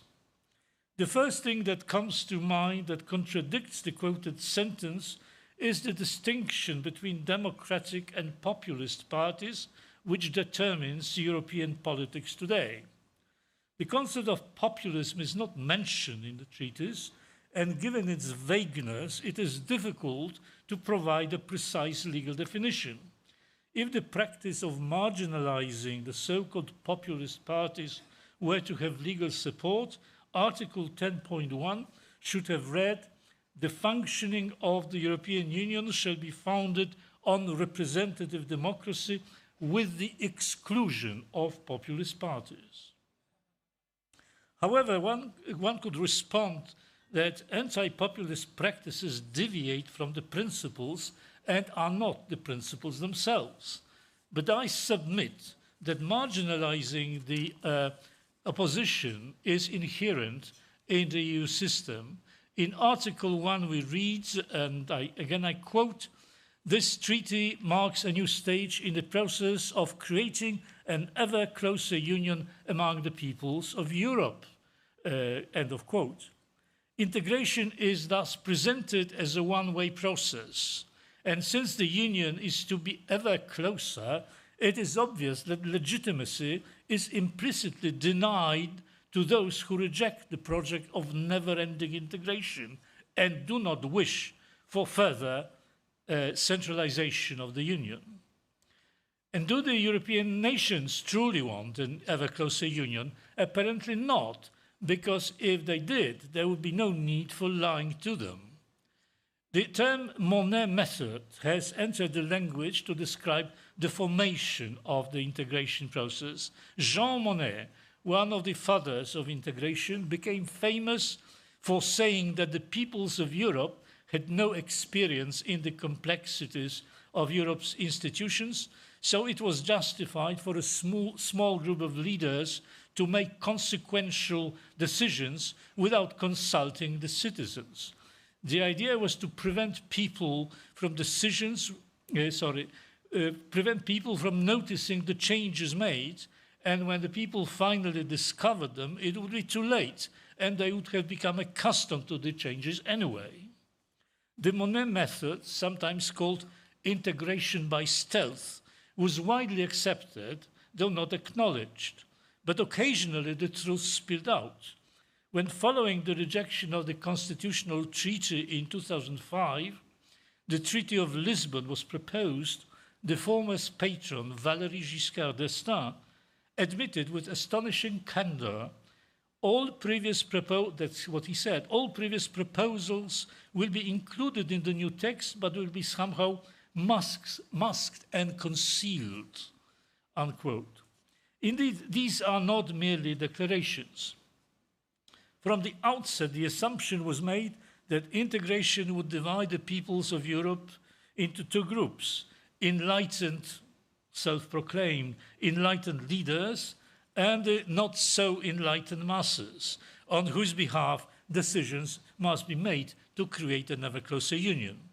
Thus, the actual system of the Union was not a representative democracy, but a kind of enlightened oligarchy. And when we examine the treaties, we see that enlightened oligarchy is embedded in the text itself. Take the European Commission. Who are the commissioners? They are said to be proposed by the governments and once appointed to be independent of these governments. All in all, the Commission is supposed to be a body with strong political, even partisan roots, which at some point miraculously transforms into something like a group of impartial sages managing Europe. How this body, detached from any democratic foundation, can acquire such immense power over governments elected by universal suffrage is puzzling. It is as if a president of some country elected by parliament rather than by universal suffrage were given all the prerogatives to run the country. And this we know never happens. The presidents of Germany, Italy or Hungary, elected by national assemblies, do not run their countries. And even to imagine they could would be preposterous. Naturally, the Commission is not a council of wise men, and its power to govern must come from somewhere. It certainly can derive from wisdom, even if the commissioners possessed it, which they don't. The Commission must rely on those who actually wield power within the Union and who conditionally grant a large portion to it. And those that wield power are the strongest member states and the strongest political parties. And having borrowed its powers from the big guys, the Commission can exercise it by subordinating the weaker players. But, one might respond, the Treaty of the European Union does explicitly provide checks for the Commission should it extend its power too far. Article 5 lists 3 principles that should constrain the Commission: the principles of conferral, proportionality, and subsidiarity. But this article is dead. I've never heard of the Commission being held accountable for violating, systemically violating, let me add, this article. And I think anyone who dared to sue the Commission could have no chance. A special protocol stipulates that while those who think the Commission violated the principle of subsidiarity may submit alternative proposals, but ultimately it is the Commission that decides everything. And what the protocol says is, I quote, it may decide to maintain, amend, or withdraw the proposals, unquote. So much for the principle of Roman law that no one is a judge in their own case. The treaties explicitly granted the Commission this privilege. To make things worse, the treaties make the Commission, quote unquote, guardians of the treaties. One can thus logically conclude that the oligarchic character of the Commission is a guarantee that the EU will continue to be a representative democracy. Let us take another European institution, the European Court of Justice. The ECJ is too inherently political. It is the governments, the political bodies par excellence, that send their candidates to the court. But the actual admission is based on co-optation, conducted by a committee of several people appointed by the president of the court. As one might imagine, these 7 or 8 individuals ensure that those selected will follow the orthodoxy and political line, always siding with the ruling oligarchy and the ever closer union directive. Through its rulings, the ECJ has managed to put itself above the national constitutional tribunals and above the national constitutions, which left the citizens practically unprotected by national legal systems. Undermining what we have always believed to be non-underminable, that is, the national constitutions, and being undermined by a body with such tenuous legitimacy is something unprecedented in a civilized world. And not only did this shocking step fail to generate a proper response, but it was hailed as a significant progress of the rule of law. The latest example is the ECJ's attempt to impose recognition of so-called same-sex marriages on countries whose constitutions do not recognize such unions. The perplexing thing is that this pursuit of arbitrary power by the ECJ did not begin now, but dates back to the early 1960s, long before Maastricht and the creation of the EU. What I find particularly disconcerting is that the docility with which the ECJ's assault was met. Why didn't the governments hold this process when it was in its early stages? Why didn't they just refuse to accept the rulings as having absolutely no justification in the European treaties? Even those governments that declared their strong sovereignist stance, such as the Gaullists in France or Margaret Thatcher in the UK, finally capitulated. If they had opposed the European Court's morbid ambitions, we would have been better off today. What was feasible then is much more difficult now. It is not that the big guys have no power to do it, but that doing it today would have ignited a revolution that the EU might not have survived. To generalize the above, why is so little said about all these lies? Whence this leaping to the idocility? There are many reasons. I will mention only one. We are witnessing a rapid erosion of European or even Western identity. The traditional components of European identity, Christianity, Greece and Rome, have lost their significance. Whether the Union would have looked different had the Europeans not squandered their legacy, we obviously do not know.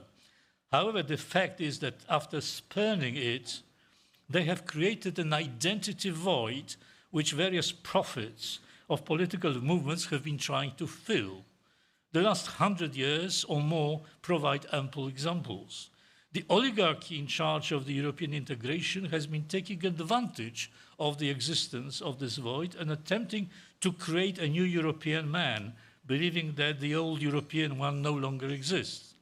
They therefore think that they should provide the new Europeans with a new collective identity, And having buried Christianity, Greece and Rome, they probably believe that to give them a new soul, the kind of Jacques Delors once spoke of, is just a question of sufficiently strenuous indoctrination and social engineering. To conclude, contrary to the hopes cherished by Schuman, de Gasperi and others, the conception of integration culminating in the European Union belongs to a part of our tradition that has been animated by a revolutionary spirit and ideological hubris. Although this tradition has brought us little good and much harm, it is still alive in Europe. Even the spectacular failure of the communist experiment did not extinguish its flame. A good metaphor, already mentioned before by Monica, I think, for this tradition is Mary Shelley's story of Frankenstein, the young scientist who wanted to create a perfect being, but instead created a monster. The founder of European integration also wanted to produce a perfect political entity, and what they in fact produced looks more and more like its opposite. My argument, let me repeat, has been that the error lay in the conception, not in subsequent mishaps or miscalculation. Thank you.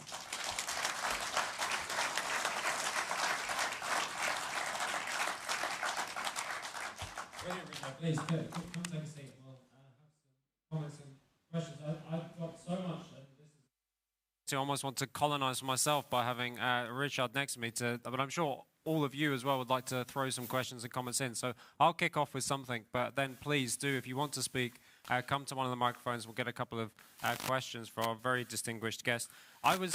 Firstly, thank you, because I think so many of the discussions around the European Union try and avoid grappling with the questions of origin. And I think there's a lot of political and intellectual cowardice that goes on when people try and grapple with what the European Union has become, and they pretend that if only we could just go back a few years, it was all kind of better then. And I guess my question to you is, well, why is that? And because on one level you can understand politically, people don't want to be seen as leading another kind of exit from the EU. They don't want to be advocating in their countries something that seems very radical, which is to completely do away with the European Union if it was a kind of conceived in a Frankenstein fashion to begin with.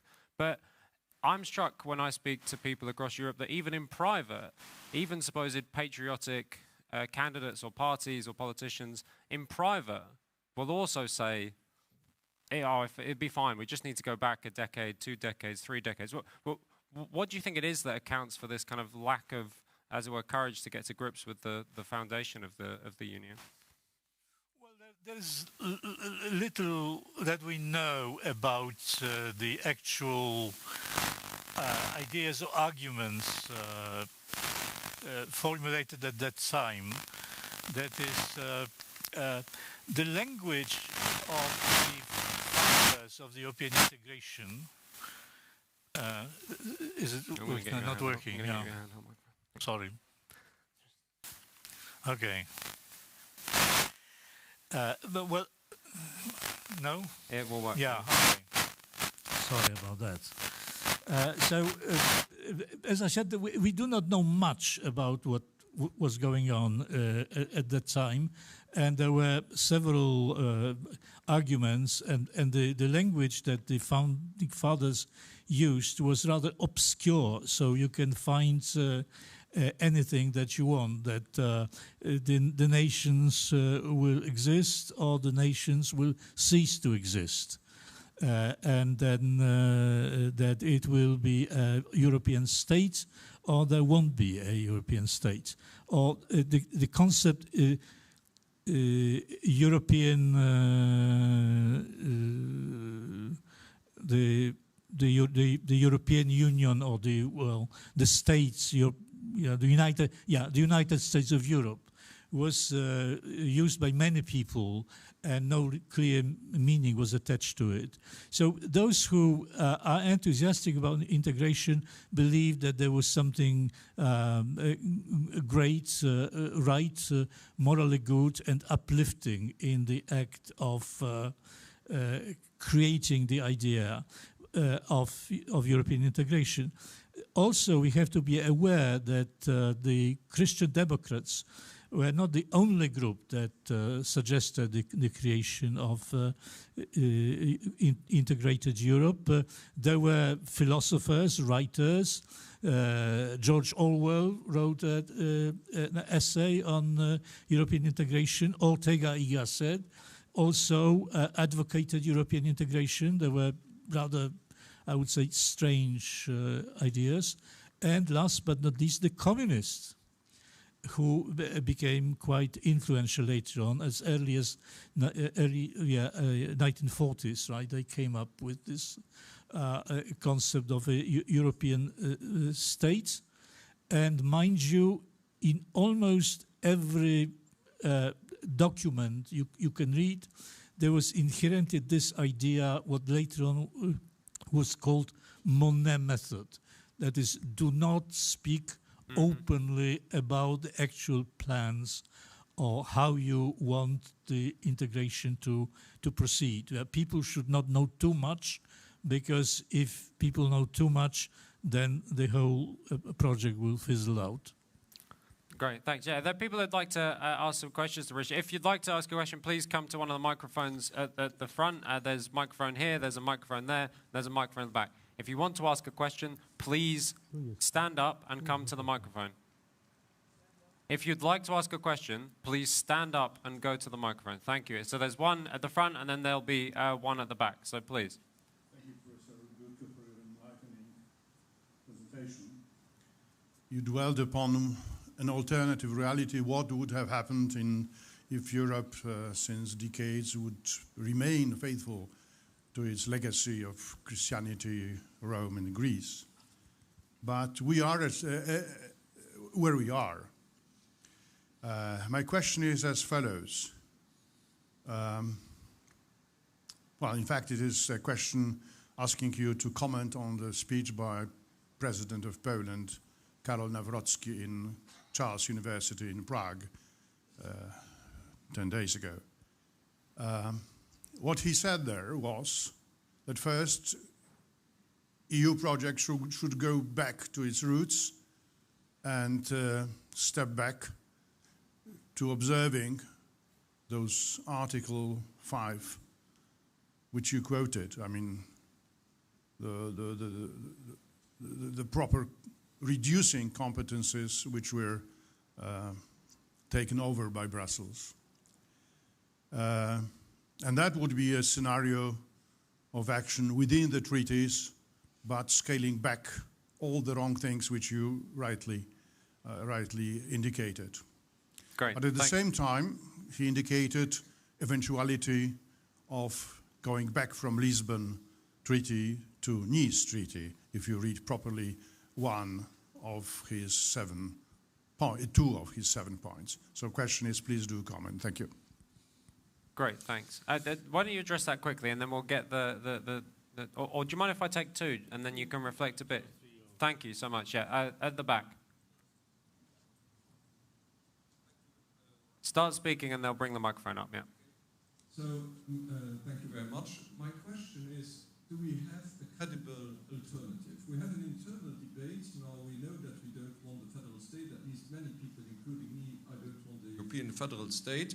But we have also an external reality. We are demographically small. We are economically smaller. We have no strategic weight as Europeans.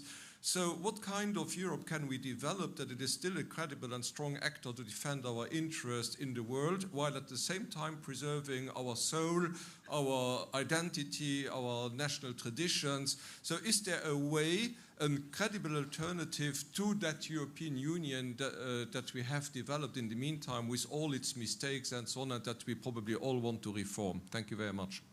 Great, thanks. So we'll take the gentleman at the front, and then you'll come back. Yeah. Good morning. Are you saying that Europe has not a soul, something like that? I would like to say that yes, Europe has a soul.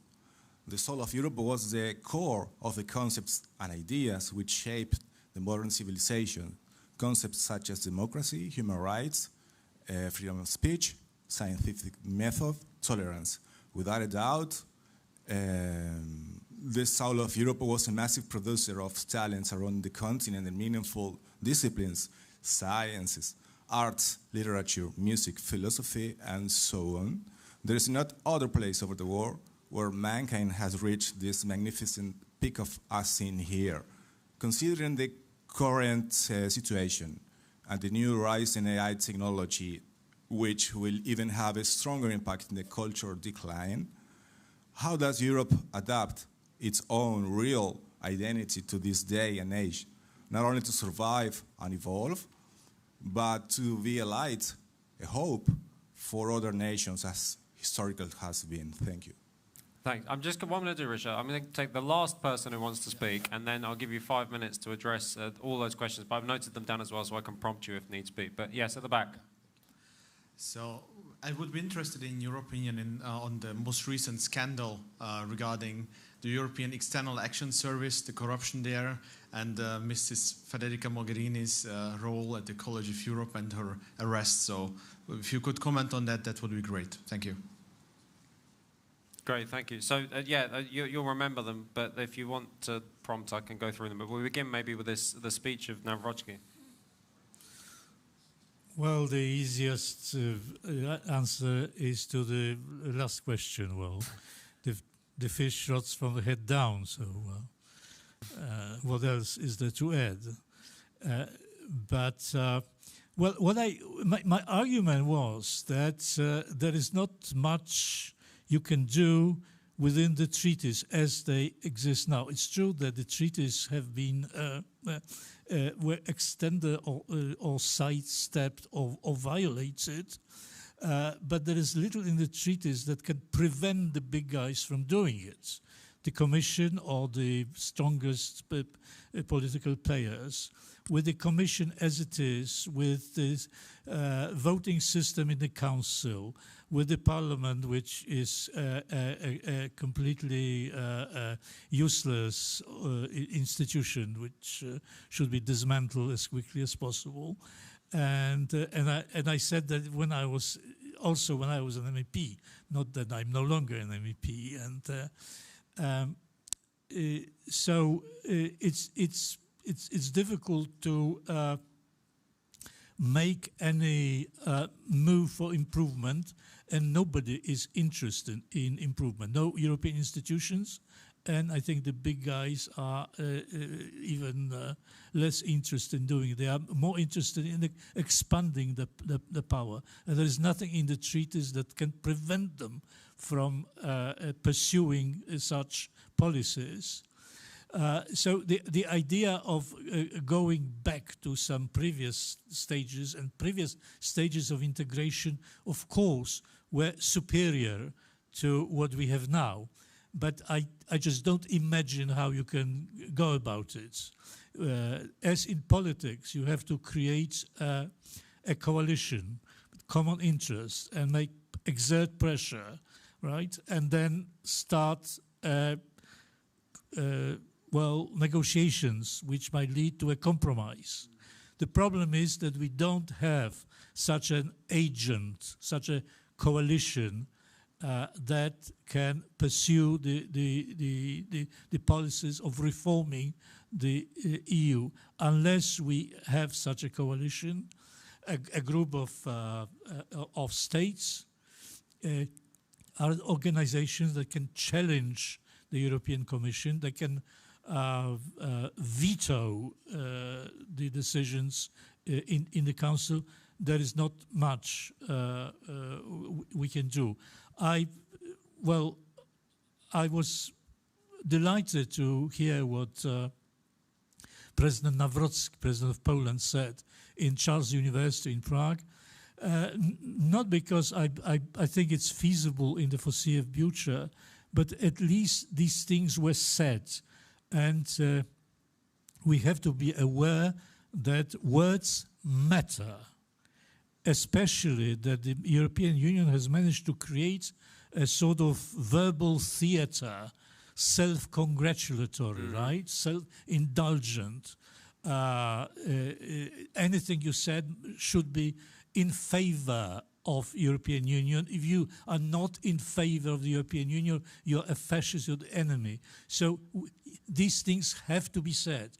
The European Union is an oligarchy. The European Union has done a lot of damage. The European Union is based on lies. It's not just the politicians lie, but the system is based on lies, and so on and so on. Very, very, very well said.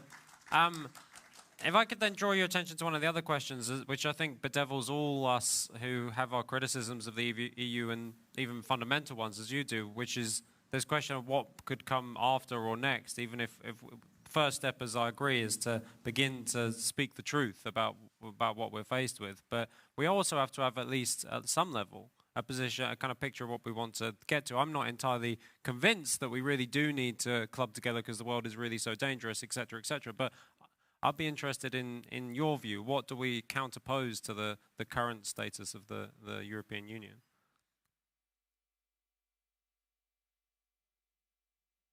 Favor of some kind of cooperation, institutionalized cooperation, but that is extremely difficult because of for many reasons. But one of the reasons is the inequality of political actors. Well, if you on the one hand you have France and you have Germany, and on the other hand you have Cyprus, with all due respect to Cyprus, you see that there is not much, that there is too much asymmetry between these two sides, and it's not the kind of asymmetry that can be annihilated by the treaties, right? So I think that what we can do is create, if we indulge in political fantasies, right? We should create some kind of regional alliances, stronger alliances. Therefore, I believe that V4, should it be revived, it has a future of becoming such a regional alliance that can act in a coordinated way and change crush the petrified system of power that exists today. So I think we should rather go this way than I don't know, make some big plans for a new European organization. Brilliant. Richard, it seems insane, ridiculous that we only allowed ourselves 30 minutes for this conversation. We could speak probably for the whole afternoon and get lots of your expertise. But you've been really enlightening, even though we kept you to a short time. I'm sorry, but you were very enlightening. Can we give Richard a very warm thanks? Thank you so much. Thanks. Watch the steps.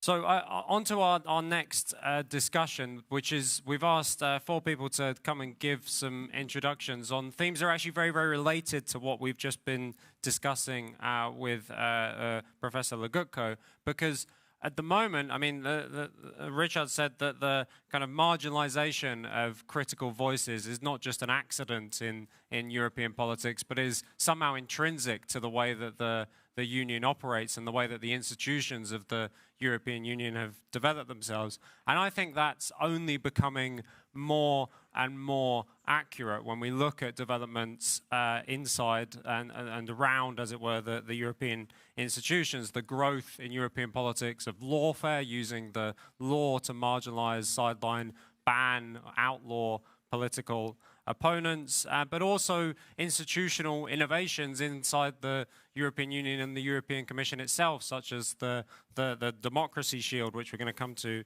in a moment, and the rollout and expansion of powers to control speech and what can and cannot be said online. So there's actually a huge amount that we need to get to grips with. We've got a wonderful series of speakers who are going to address this. First off, to tackle this problem, I'm going to welcome one of my colleagues, someone I've had the pleasure of working with since we began MCC Brussels, and has been our kind of go-to voice when trying to understand what's going on with relation to the restrictions on speech inside the European Union, and is the author of a report that we've just released, and I think we're one of the first organizations to publish an exhaustive treatment of the EU's new Democracy Shield proposals. And the report, you'll understand what we think of the Democracy Shield. The report is titled A Shield Against Democracy, how the Democracy Shield protects the unelected from the electorate. So he's a visiting research fellow for us at MCC Brussels. Can we please welcome Dr. Norman Lewis?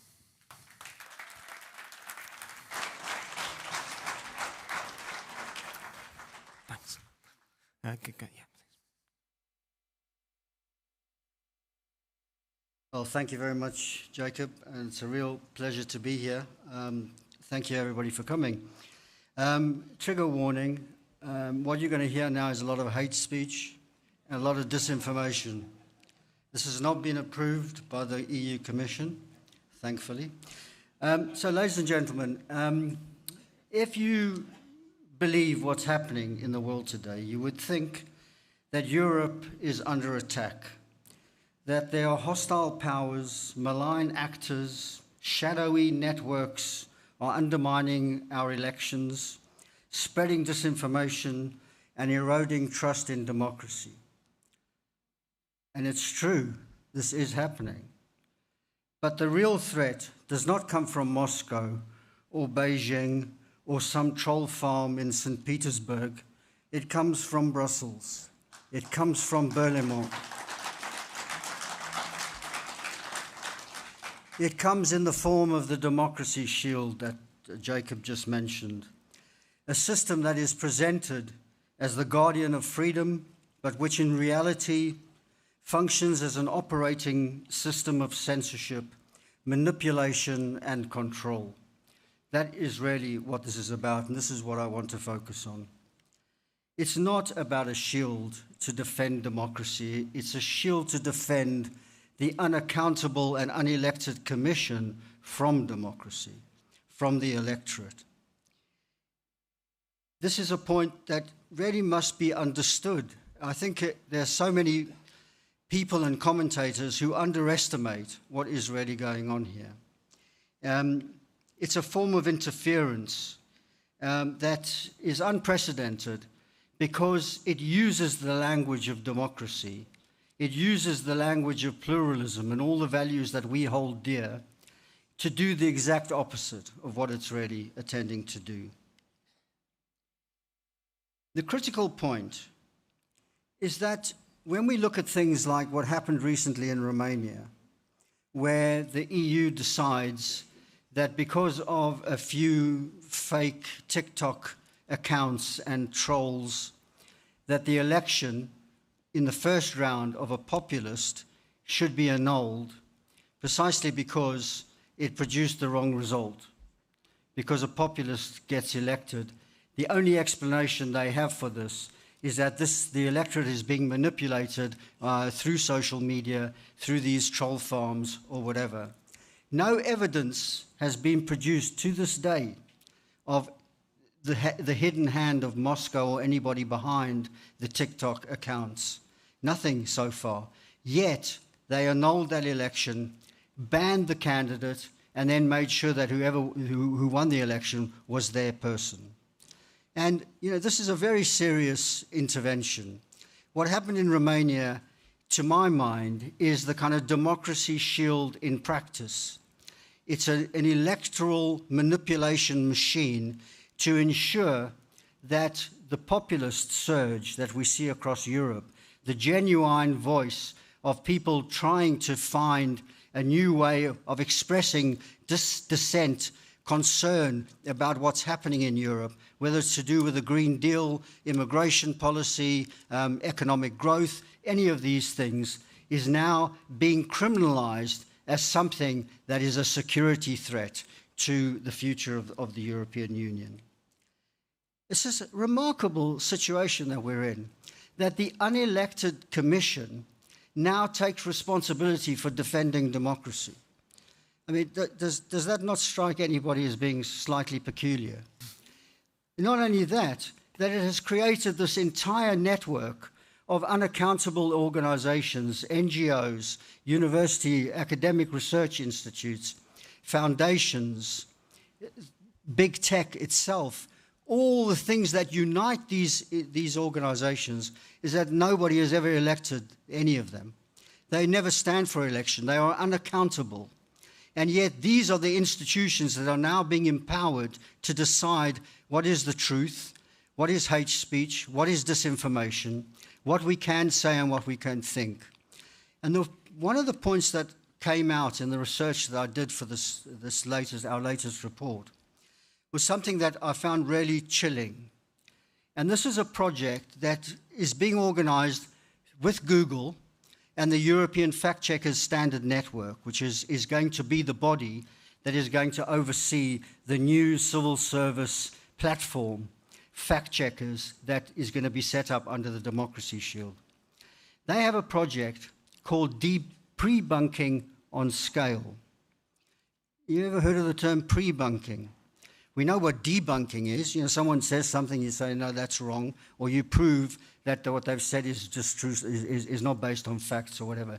Pre-bunking is an attempt to inoculate speech.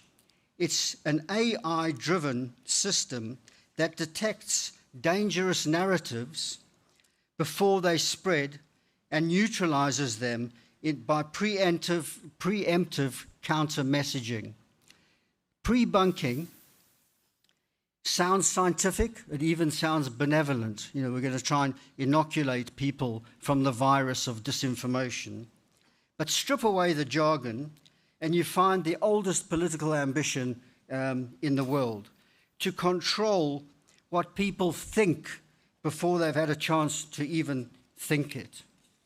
This is what this project is all about, and it's being funded by Google, which is a remarkable thing in and of itself, because all of these projects, and under the Digital Services Act, these organizations and projects are supposed to be independent of big tech, but this is being funded by big tech.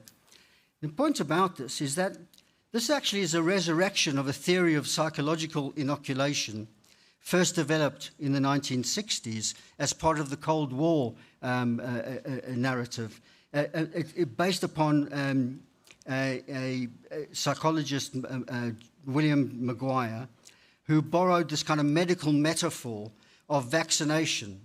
Just as a weakened virus can trigger antibodies, exposing people to a weakness, a weakened form of an argument can refute it before it's actually said. So when it does come out, there are people already programmed to reject this. So in the Cold War, totalitarian regimes used censorship to silence dissent. Today, our institutions and the EU use technology and behavioral science to engineer consent. It is more subtle, it is more persuasive, and it's more dangerous. Because this is policing what can be thought, what can be imagined and said in the public realm.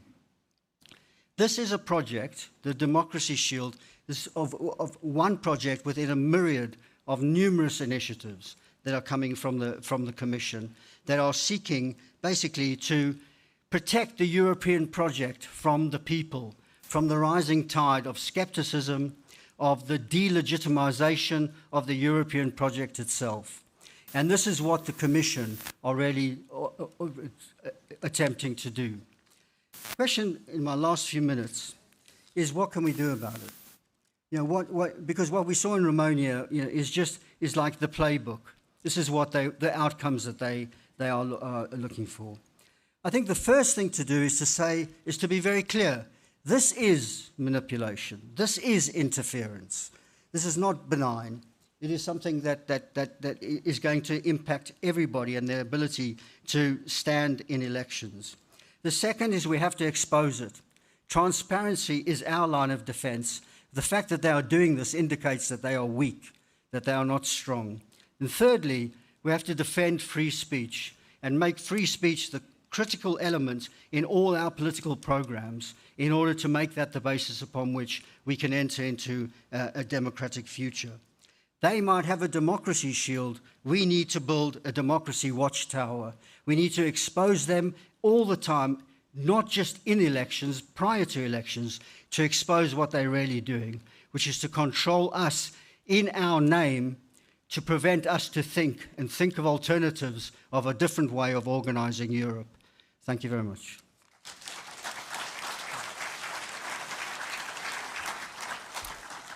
Brilliant, thank you. As I said, I'm really proud that we published this report from Norman, and you can get it on the MCC Brussels website. We also have leaflets with a QR code that will take you straight to it. I do urge you to check it out.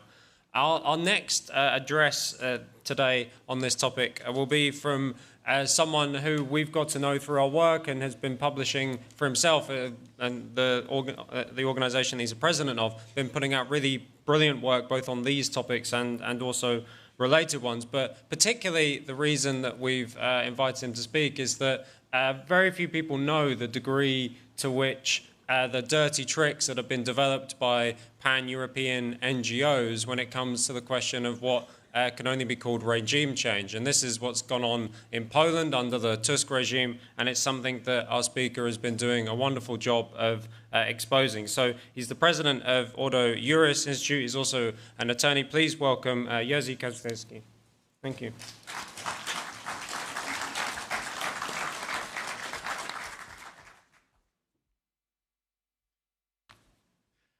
Ladies and gentlemen, it's a pleasure to be here with you. And I'm optimistic.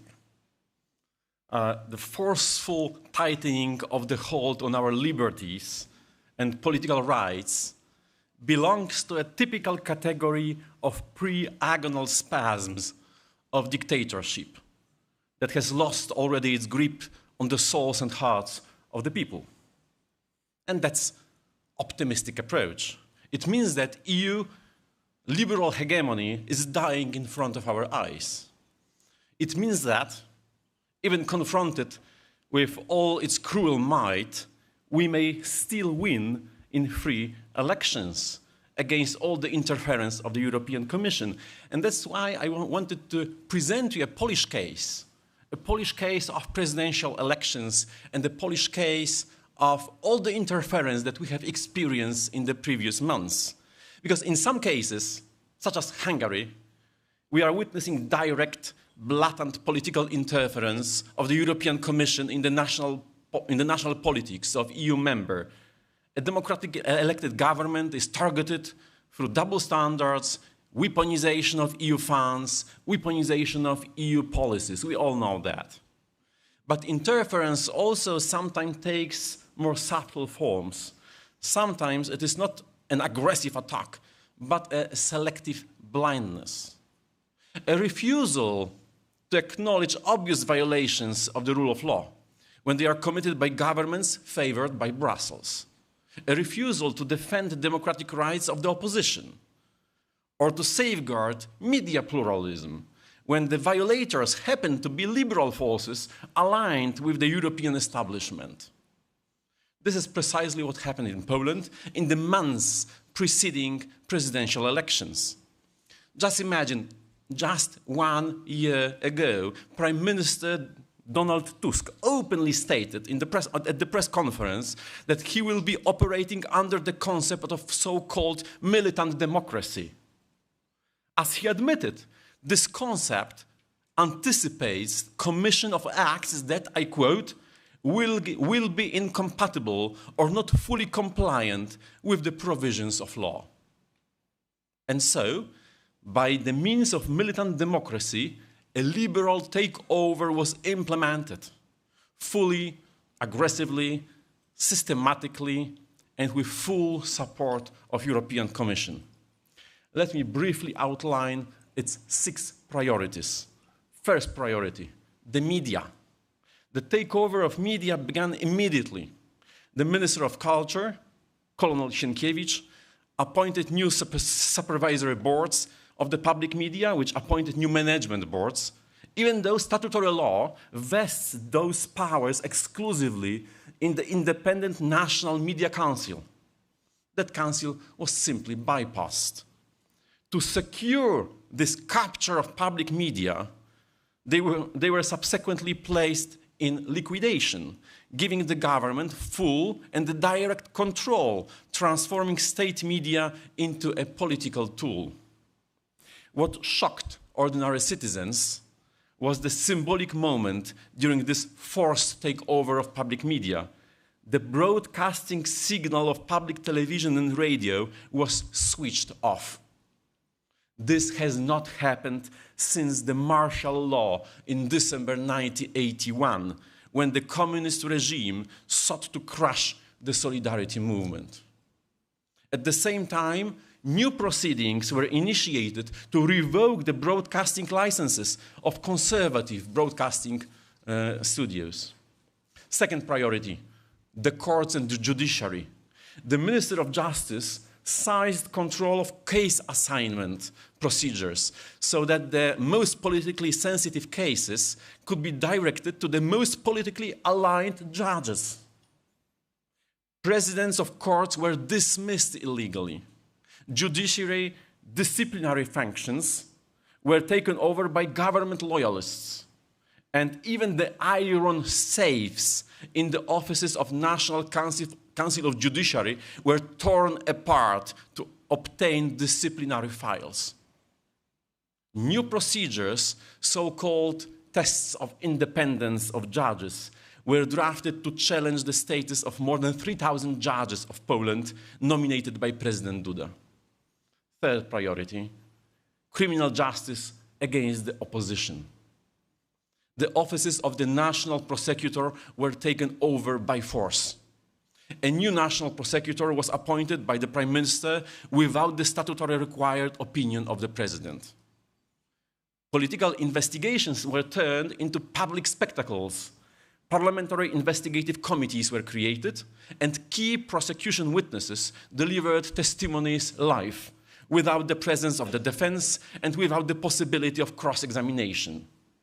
Homes and offices of multiple politicians, non-governmental organization leaders were searched by police. Documents, computers, and phones were seized. Some individuals, including Father Olszewski, were arrested. Even the liberal ombudsman of Poland acknowledged that the mistreatment of the priest. Previously, Deputy Minister of Justice Marcin Romanowski was granted political asylum status in Hungary.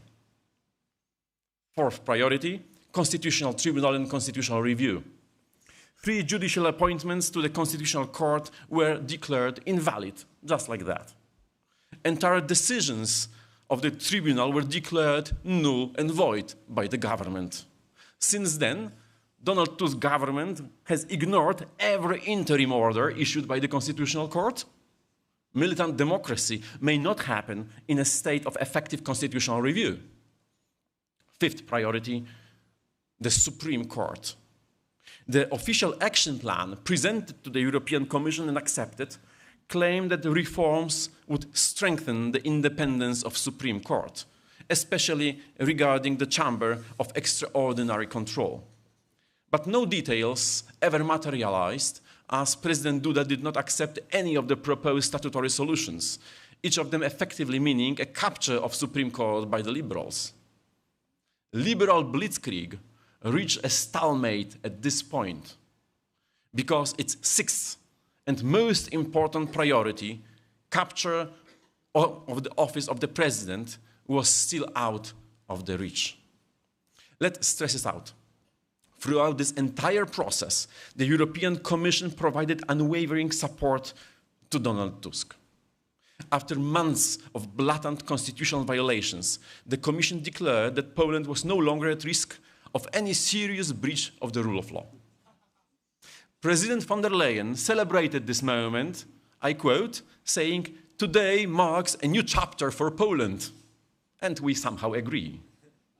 The goal was obvious. Le Monde reported the head of the European Commission showed keen interest in strengthening the Polish Prime Minister's position during the presidential elections. The constitutional violations ignored in Brussels were not ignored in Washington, D.C.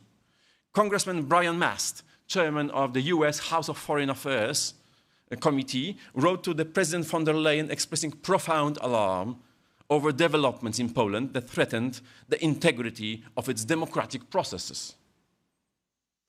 Emboldened by Brussels' support, Donald Tusk moved to suffocate the democratic opposition financially before elections. The National Electoral Commission, dominated by the Liberals, refused public funding to Law and Justice, the largest opposition party. Even the Supreme Court after the Supreme Court annulled this decision, the Minister of Finance still refused to release tens of millions of euros to which Law and Justice was legally entitled. At that time, millions flew to the Liberals. The election that followed was one of the most tense and unbalanced campaigns since the fall of communism. The leading conservative candidate, Karol Nawrocki, ran without access to public funding, and public media, already put in liquidation, served as a tool of the government. Brussels repeatedly signaled political support for the government's actions. Some EU figures even hinted at their preferred presidential candidate. And when the voters choose otherwise, it was suddenly the very result itself that came under question. Some politicians even proposed delaying the inauguration of the new presidential administration. The Speaker of the House, Szymon Hołownia, later admitted that he was repeatedly pressured to postpone the swearing-in of President-elect Nawrocki, an action that would have temporarily transferred presidential powers to the Speaker of the House. Hołownia himself described this plan, frankly, a coup d'etat. For many Poles, it echoed the past, when the real decisions affecting the nation were not taken in Warsaw, but in the communist committees in Moscow. In this context, nobody should be surprised by President Nawrocki's strong stance on the future of European Union, expressed in the mentioned before speech at Charles University in Prague. He declared, "We advocate for the rejection of the project of EU centralization. The masters of the treaties and the sovereigns deciding on the shape of Europe integration are and must remain the member states. As the only functioning European democracies, he warned against dissolving national identities into a vague, unaccountable supranational bureaucracy dominated by centralized EU system. Such a vision, he said, was a utopia detached from reality." Finally, he rejected the simplistic and patronizing division of Europe's political landscape into enlightened supporters of deeper integration on one side and primitive populists with totalitarian tendencies on the other. This is the debate we must have today. The future of European democracy depends on restoring fairness, equal treatment, genuine respect for national sovereignty, and restoring respect for democracy and the will of the people. Thank you.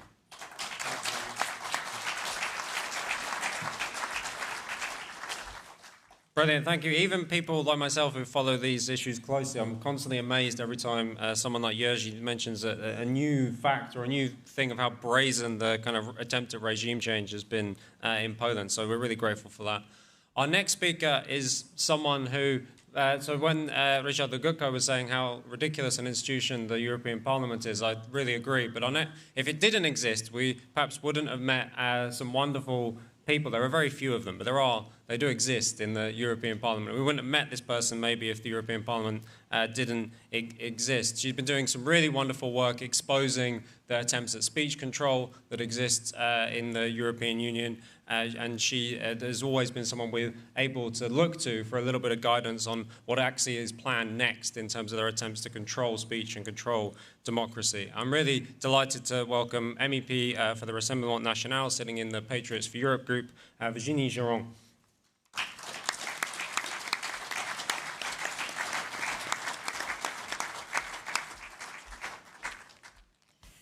Thank you. Good morning, ladies and gentlemen, dear fellow citizens, dear friends watching from all over the world. But before to speak about Brussels, I want to speak about France and Macron. Because what is happening right now, it's plain sight, is the most serious assault on freedom of the press and popular sovereignty that France has experienced since many years. Emmanuel Macron wants to create a state-run media labeling system, an official government stamp. Without that stamp, you are not longer considered a real media outlet. You are labeled disinformation or malicious advertising. You lose public subsidies, visibility on platforms, and in some cases, your very right to exist. In other words, the state will decide in advance who is allowed to speak and who must be silenced. This is the death of pluralism. This is the resurrection of the old state monopoly ORTF, but on steroids extended to every newspapers, radio station, TV channel, and website in the country.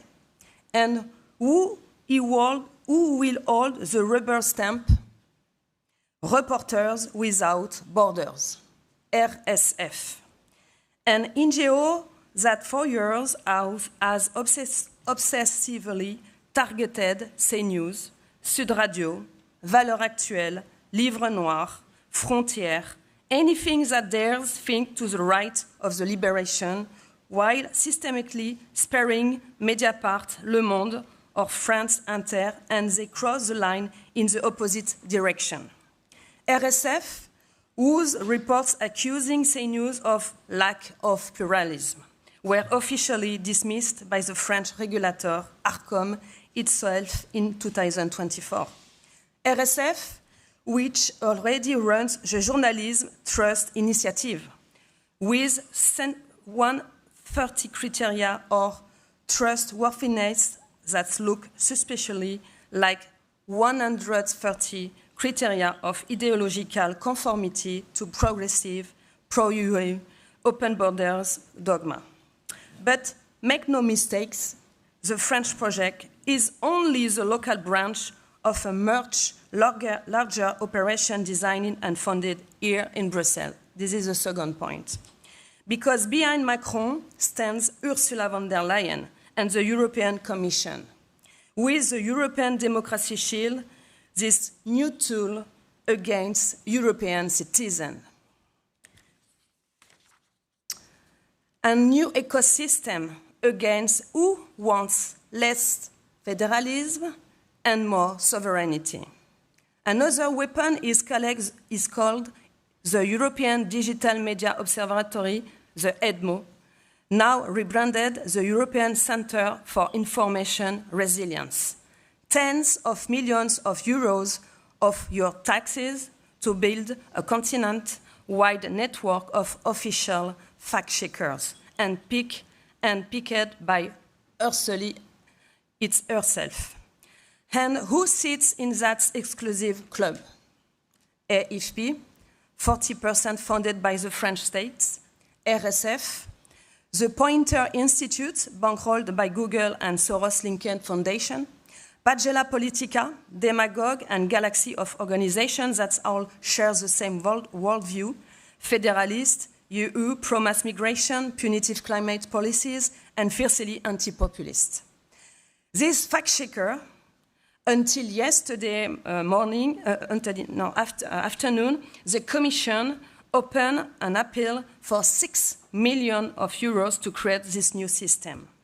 And personally selected by Ursula von der Leyen and rubber stamped by Macron, will tomorrow, and thanks to the Digital Services Act, have the power to disindex from Google, demonetize on YouTube and Facebook, shadow ban on X and TikTok, or simply delete any content that does not carry the official certified trustworthy label, like you saw during the pandemic COVID.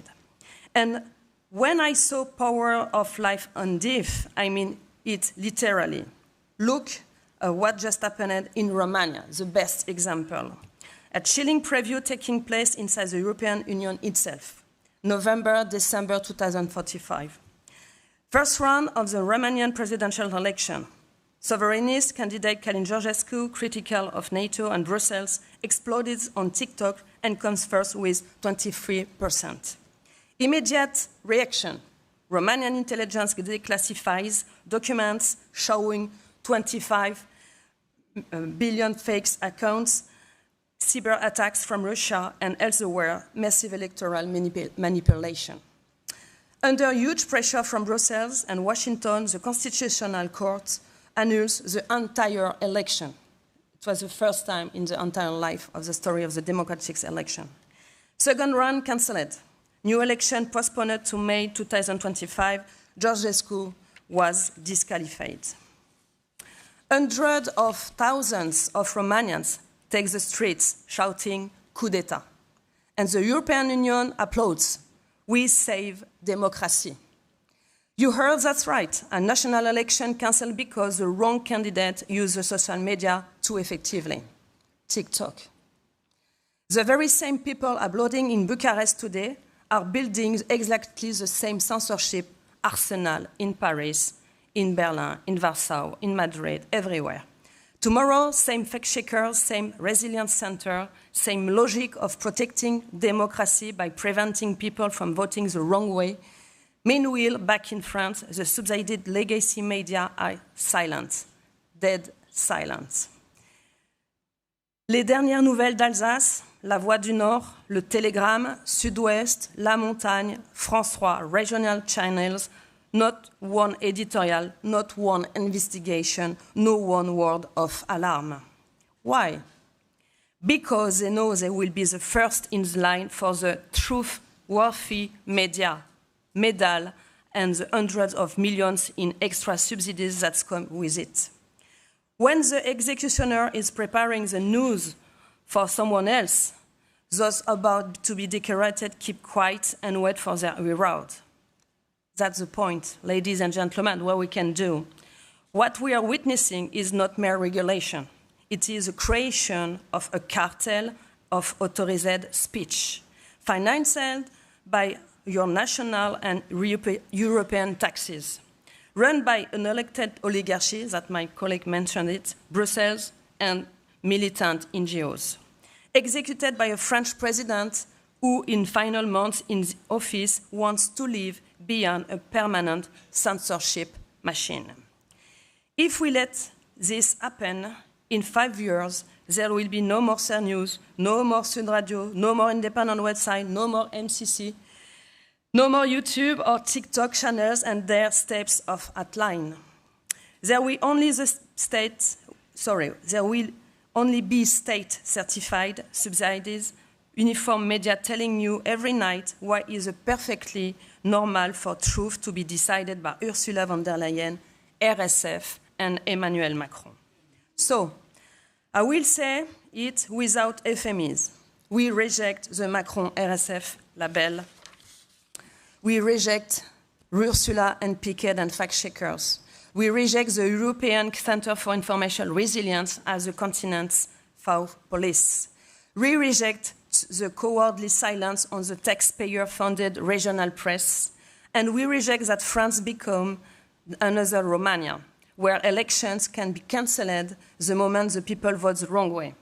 Democracy is not resilience against people. Democracy is the people deciding even when they are wrong, even when they are bad, they vote badly, and even they listen to be wrong influencers. So let us rise. Talk about this to everyone you know, every day. Share all these different speeches, sign petitions, and go to vote. Write to your MEPs, your mayors, and your local newspaper. And we have also to make one thing.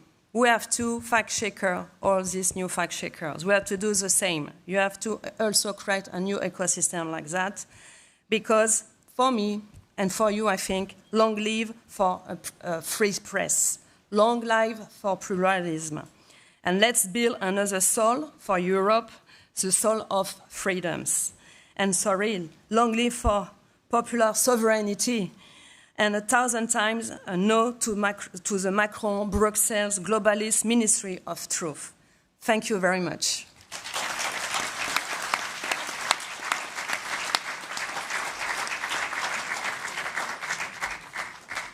Yes, we can very much agree with all of those exhortations there. We're down with the EU Ministry of Truth, could almost be our motto at MCC Brussels. Now, our next speaker is someone who's done actually an enormous amount to start building or become a leading part of this kind of alternative ecosystem of free thought and discussion that's been allowed by the relative freedoms afforded by social media. If you're involved in European politics in any way, or even if you're just interested, you can't have failed to come across his account, which he's turned into a whole source of news for the whole continent. I'm talking, of course, about the editor of Visegrad 24.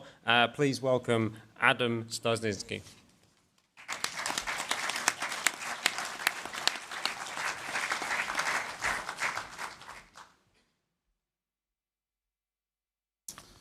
Good day, everyone, and thank you very much to MCC for the invitation. It's an absolute pleasure to be here with you. I was in the European Parliament quite recently, invited by the Shega Party, speaking about a similar topic, about freedom of speech and what the European Union is now doing to it.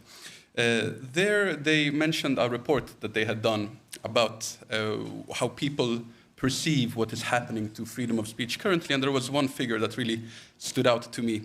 It was that over the last 10 years, 90% of respondents believed that the freedom of speech online had really worsened. It wasn't what it used to be. And I thought that it meant that something really happened in 2015. And my theory is that it was really three things. You had Brexit, naturally, which sent shockwaves through the political establishment. Nobody saw it coming. Then we had the start of the Trump campaign, which again was a complete shock to the system. We have to remember Donald Trump didn't just run against the Democrats, the political elite, but also against the elite of the Republican Party. The fact that he managed to become the candidate of the Republicans and later win the election was in many ways only possible thanks to what was happening online, with thousands and thousands of young people sharing memes, ridiculing the powers that were in place, and also, of course, sharing Donald Trump's very viral statements. And finally, there was another thing in 2015. It was the European migration crisis. We all saw the videos of these enormous columns of people that were marching through Greece, through Hungary, where they naturally ran into problems, and later through Austria, Germany, and even up to Scandinavia. These were images that were very destructive for the European political elite. It really gave a boost to these anti-migration parties that started really appearing across the continent and gaining a lot in popularity. But especially this Trump election was something that they understood that this could not be repeated again. So when the 2020 election came around in the US, they were talking about fortifying the election. And this is a term that they used again and again. We have to fortify the election against fake news. Because instead of being introspective and maybe looking at what they have done that caused Donald Trump to win the election, they decided that there had to be some form of boogeyman that made this possible. It couldn't be their guilt behind it. So they came up with the term fake news. And fake news was something that they already started talking about in 2015. Today, when we hear the term, we mainly think of Donald Trump talking about fake news, terming them fake news, all those conferences on the airplane where he usually tells them to their face that you are fake news. But back in 2015, 2016, they were thinking about a specific factory of fake news that had been created in North Macedonia that they claimed was behind Donald Trump's electoral win. So in order to make sure that these fake news could never again really have that impact on an election, they introduced new measures. And it became very apparent in the 2020 election, just a few days before the vote, when there was an article released by the New York Post. You might remember the article about Hunter Biden and the so-called laptop from hell. It quickly turned out that this story was going viral, but the social media platforms, they decided to act. They made it impossible to share the link of this article. It was not possible to share it in public. It was not possible even to send it by private messages on their platforms. It was suppression of news on a completely new scale that we hadn't seen before. This is something that has since been repeated many times and against many people. This is an example of how it has also moved to the European Union with the DSA coming into force in 2024. The process started already in 2022, and as we have heard now, we have the European Democracy Shield that is coming. So these inspirations that are coming from the US, they are becoming more and more important in the European Union. This battle is really just getting started, but they have been given tools that are very powerful. Through the DSA, they will be able to implement and impose a 6% fine on the global revenue of social media platforms that don't take down the type of content that they want to be taken down. And who then decides what is being classified as fake news, misinformation, or hate speech? These are various NGOs that have been trusted by the European Union. They are trusted flaggers, they are fact checkers. And who are then these people? Well, usually it is an NGO. And the NGO, despite by the name it should be non-governmental, they are being funded by the European Union. So they are not impartial. The people that work there for these NGOs are usually journalists or former journalists.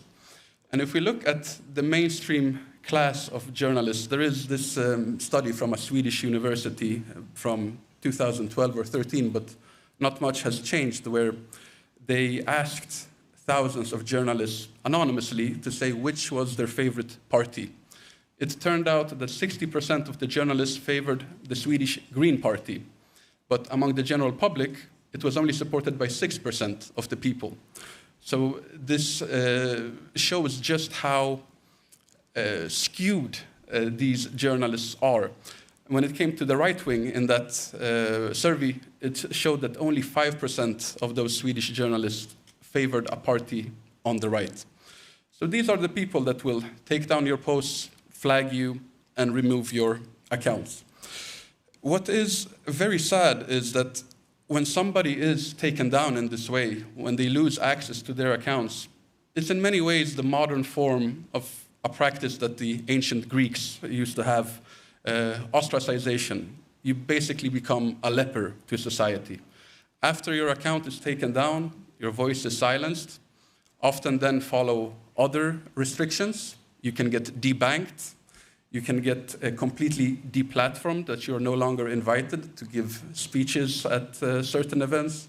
You're not even allowed to communicate with other people because as a leper, your disease might spread to them.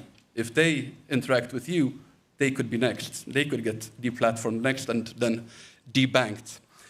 And there is one case which I find very interesting. It's the case of Tommy Robinson. Tommy Robinson, for those that don't remember, was one of the first people to be completely deplatformed, debanked. It was back in 2018-19 when he started holding these big marches in the UK where 15,000, 20,000 people would come out. Then they took down his Twitter account, his Facebook account, and Facebook or Meta released a statement that was very strange. I had never seen anything like it before. They said that you are not allowed to write on our platform about Tommy Robinson in a neutral or positive ways. You are, however, allowed to write about him in negative ways. It meant that anyone who wrote anything about Tommy Robinson would get a strike on their account. So they were in practice, they were directing negative energy toward an individual and only allowing one side of the story. Tommy's story really changed when he got his Twitter account back. when Elon Musk took over in 2022. It is this that had made it possible for him to again organize these street marches. And as we saw now in October, he organized a march mainly against mass migration, but also against censorship, in which probably 6, 7, or even 800,000 people attended. It was the largest political march of that sort in the UK for decades. It would have been impossible if he hadn't had access to his Twitter account again. Just another quick story here is, Visegrad 24, we recorded an interview with Tommy just before he went to prison 2 years ago. On our YouTube channel, it got 500,000 views over the first 2 days. But then the algorithm kicked in, and it was demonetized. In connection with being demonetized, it also stopped growing because the algorithm was no longer sharing it with people. It meant that it grew by 500,000 in 2 days, but then over the next 2 years, it grew by another 20,000. The video was dead. What I'm saying is that we are still fighting these algorithms. Now we have access to Twitter again, thanks to Elon Musk. But many of these other platforms, YouTube, Instagram, they are still places that are hostile to conservatives. And we are usually branded as people who spread fake news, misinformation, or even hate speech. This is something that we have to combat, and we all have to unite in this struggle against censorship. Thank you very much.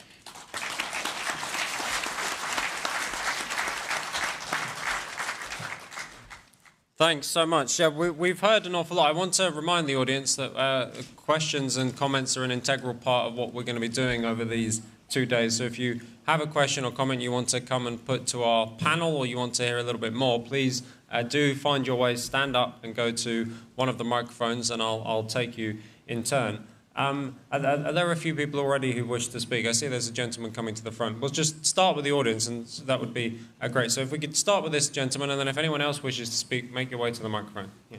Yeah, thanks very much. Your presentations were very, very bleak in so many ways, and I get it, because there's many things going on that we really need to understand in terms of all the different situations that they create.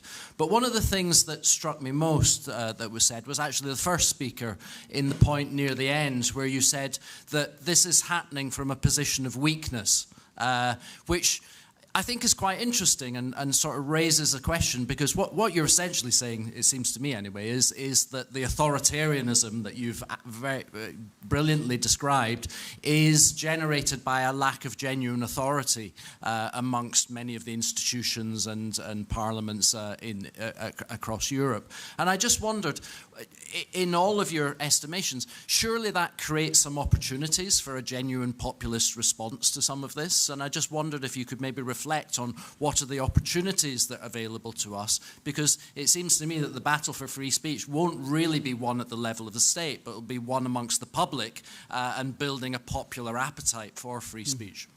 Great, thank you. So there's this gentleman here. Yeah, if you'd like to address the microphone. Thank you.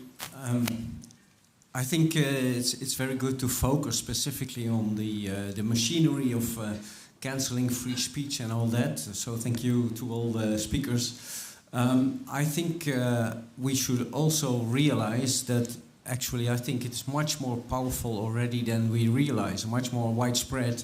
So we should focus on the Google pre-bunking system that is coming. But recently it was exposed in the Netherlands that the Prime Minister, the unelected Prime Minister Schoof, who was a former head of the secret services in the Netherlands, he already secretly signed a contract with Palantir in 2011 or 2012. And Palantir is much more powerful, of course, than what can already be done with Google search. So I think this is very concerning. So please comment on that. Thank you. Great, thank you. There's this gentleman also at the front. I'm very glad that MCC Brussels puts such a large focus on the censorship issue, because I think that's the most important threat. I was wondering, how do you guys think we should best use our energies to combat these trends? It seems to me we should focus on the real world, not so much online, because the people who most need to know it only watch TV or are only on Facebook, and they will never get the message through these channels because they are controlled by the censors. So I think we should focus on real-world marches, stickers, old-school samizdat, and things like that in the real world where censorship is much more difficult. They would have to lock you up, which they sometimes do, as is the case with Tommy Robinson or Rainer Fulmich or Arno van Kessel. But what do you think? How should we combat these trends? Thank you. Great, thanks. I'll take one more. I think there's someone at the back who wishes to speak, and then I'll get the panel. Then I know there's more people who want to speak. So the lady at the back. Hello, this is a question more for Norman. As somebody who's managed some MPs' elections in the United Kingdom, you were talking about the annulment of elections because of fake news from bots and abroad. But in my experience, everybody lies in elections, mostly the candidates themselves. And basically, all elections on that basis can be annulled. And basically, elections are about making promises very often that people don't keep. So I just wanted to know Norman's views on that. Thank you. Great, thank you. Norman, if I can come to you first, you can address that which was addressed to you, but there's also this question of how do we balance, as it were, the bleak view of how strong some of these powers are with the fact that they're weak, and that's where this all comes from. And does that give us some opportunities to really put a dent in their armour? Yeah, thank you for that. Is it on? It's working? Yeah? Hi. Okay. Yeah. I think this is an interesting paradox and a very important one, because we do have to understand that what's motivating the Commission is this real weakness. And I think the points that were made about Brexit, about the rise of the populist vote, indicates that they recognise that there is a growing swell against them. And what they are doing is not out of strength, it's a kind of counteracting move. And indeed one that's going to get even worse. I think the other speakers that mentioned this is very important, that as this ramps up even further, they're going to go.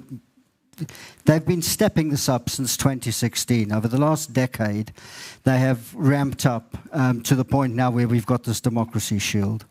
I think the opportunity here is the fact that the populist voice, people are not lying down any longer. They're no longer deferring to this as if this is the inevitable truth. There are new voices. I think there are new media outlets that are emerging that are countering this and are no longer being suppressed, in the sense that when the media comes out against somebody and calls them disinformation or hate speech, or the people just don't buy this anymore. I mean, I think the fact that Trump got re-elected was again a big shock because no one bought into it. So the positive side of this is that the people are beginning to find a new voice. And that's what we have to think about how do we give shape to that new voice? How do we make sure that that voice is heard and that all the actions that are being taken against it are exposed for what they are?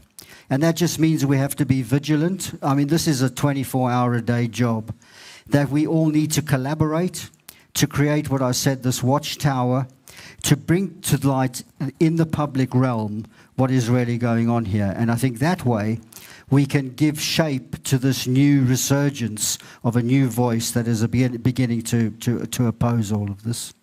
Great, thanks. I'll tell that because the headset should be working now. Jerzy, we had this question about how best to respond to this, and it's actually in the title of this session. We called it How to Respond to Election Interference. Obviously, one tool we do have is democracy, the degree to which there are still free elections and people can go and vote for people like Karol Nawrocki. But what do you think, aside from just exposing what's going on, what do you think is, what tools are left to us to really respond to this kind of interference? What's truly, sorry, if the, okay. What's true, no? What's truly important is to take back control to the nation level and to the nation-state levels when it comes to the media and when it comes to the regulatory policies.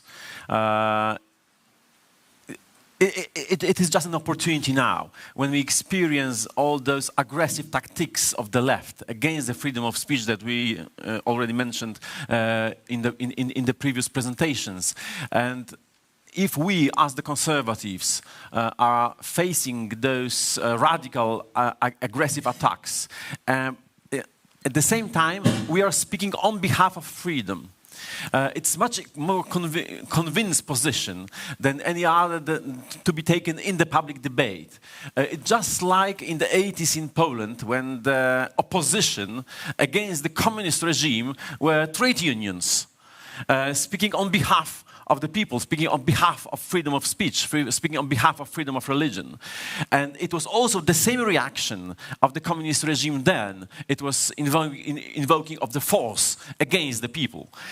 So as I mentioned in the beginning of my speech, this same fact today that the left is invoking force against the unalienable rights and freedoms and civic rights and political rights of the people in Europe means it is an agonal spasm of the dictatorship. And it is an opportunity now to rise and to speak directly to the people on the national level. And of course, the only level that they may hope for regulation is the European level. Because on the national level, democracy will never allow for that to happen. Great, thanks. And Virginia, I think a similar version of the question that I put to Norman, I want to put to you, which is that there are, I mean, you represent the Rassemblement National surging in all of the polls. The harder that someone like Macron cracks down on the opposition only seems to fuel people's anger. So there are tremendous opportunities.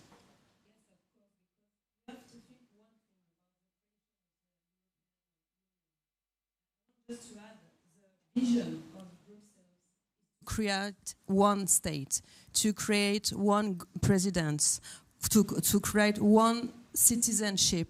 That's the reason they want to use everything against citizens. That's the strategy that you can see in Brussels is the same on all different nation states. And the first example for me is France.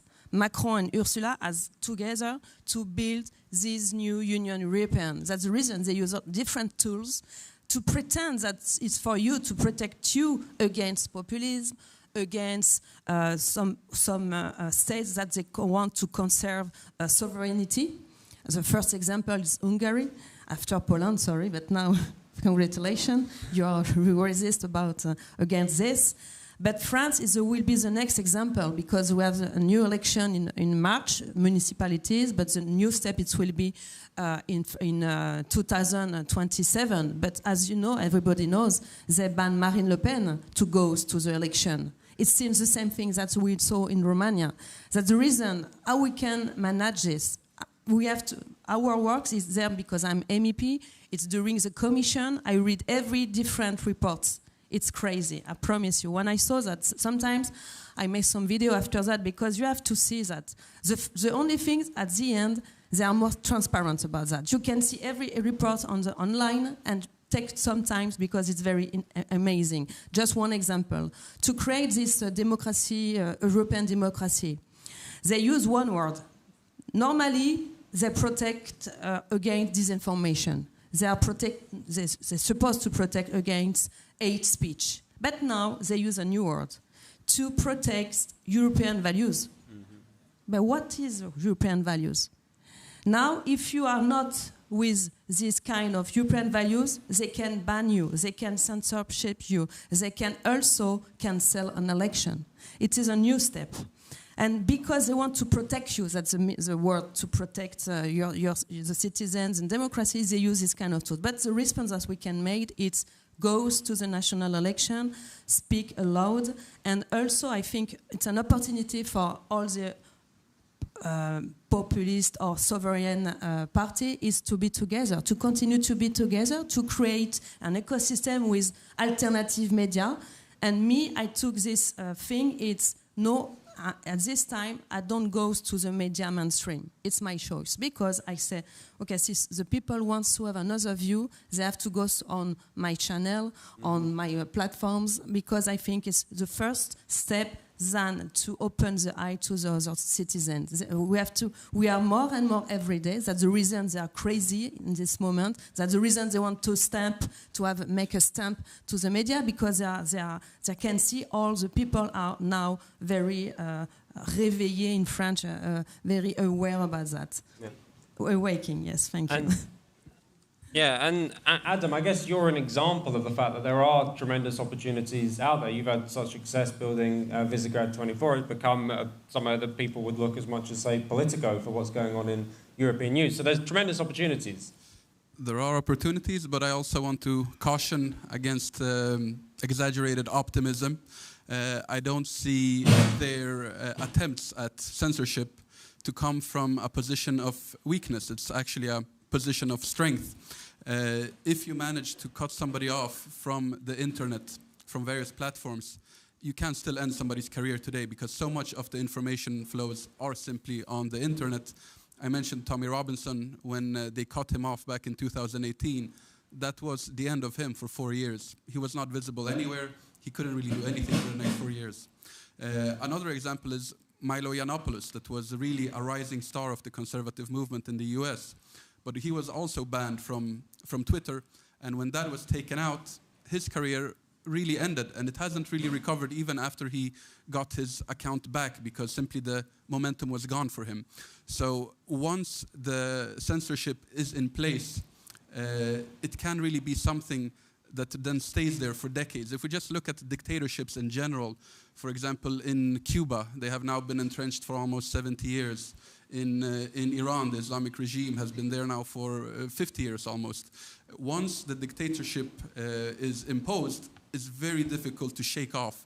So I'm afraid that if there is a successful attempt of getting this digital dictatorship to be placed on the internet, it will be very difficult for us to combat. So we need to defeat it before it's put in place. Great, thanks. So I think it's very clear. I'm really sorry to our two people who are waiting patiently, but I need to close. We've got such a packed program. I think it's really clear. We had some wonderful presentations. There's a huge amount on the line. But my, I guess, plea to all of us here is that I kind of get so annoyed often at speaking to fellow conservatives, fellow populists, where they're not strong enough at fighting the justifications that are used for these things oftentimes. So some people might be quite happy with pushing back against when populist voices are labelled as Russian disinformation, and some people have got used to pushing back on that. But I know that there's lots of people that kind of go weak at the knees as soon as something related to child protection is mentioned, for example. So I think that there are lots of justifications that the elites use to bring in more and more power and the control of elections and the control of speech. And we've got to be really wise to how these are often used and not be afraid of winning the argument, even on difficult issues like child protection that we know are used as a kind of covert cover for more and more control. Tomorrow morning, we're going to have a panel that addresses this in some more detail. So that's yet another reason for you to come back for tomorrow. But for now, I'm going to invite you to take some lunch. But first, please give a very warm thanks to our speakers.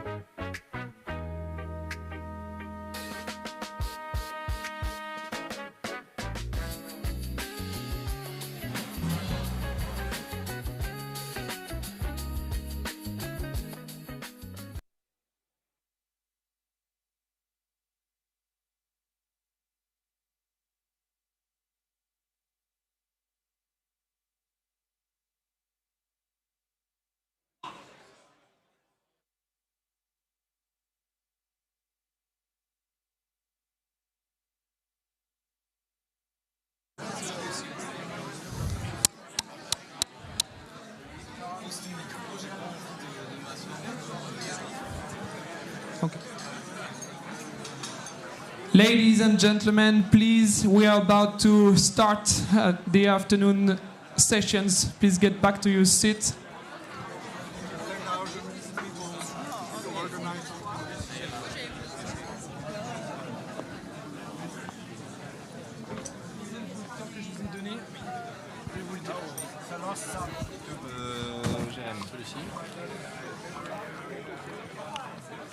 Ah oui, ok. Est-ce que je peux lire le jamais? Prends celui-ci, s'il te plaît.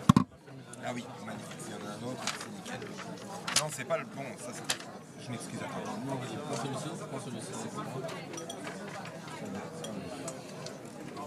Moi, de toute façon, je vais le lire une fois, Jérém, et après je peux te le passer. Ça va? T'as beaucoup à faire en termes de visuel? Pas trop, juste non, c'est les lumières.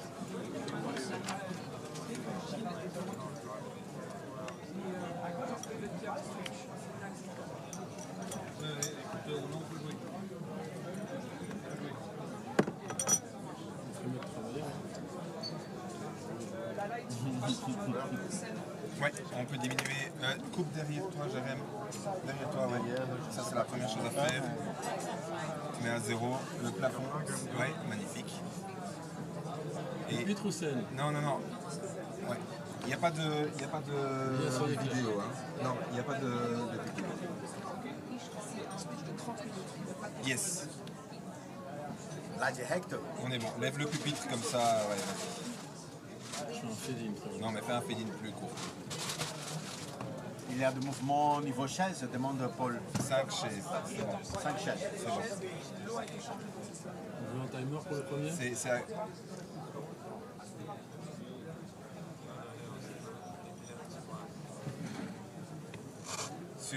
Sur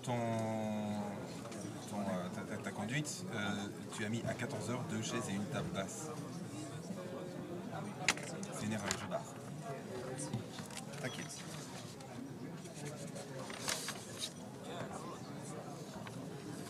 Donc là, on attaque directement avec une speech de 30 minutes, c'est ça? Oui, c'est ce que j'ai compris. Speech de 30 minutes et on le met au col de cygne. Comme... Seulement col de cygne? Seulement col de cygne pour éviter des problèmes dans le live. Parce qu'il n'y a pas l'ingé son live pour l'instant. Il va arriver, j'en suis sûr, dans 3 secondes. Ah, si, mais col de cygne, on a dit de toute façon. Hein. Donc, et Tom est au taquet. Tom, il est parfait. Oui. Merci, je me coupe.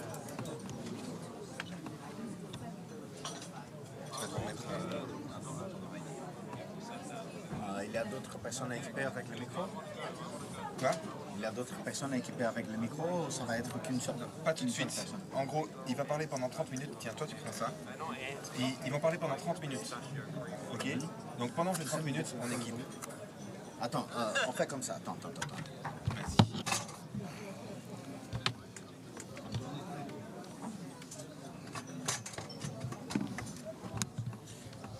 C'est bon pour toi.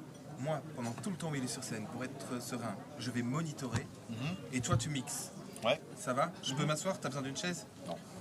Parce que là, pour l'instant, on a des interférences, mais il est dans la salle. Mais c'est ce que je vais faire. Je vais récupérer ma tablette. Comme ça, on reste un peu moins en compte.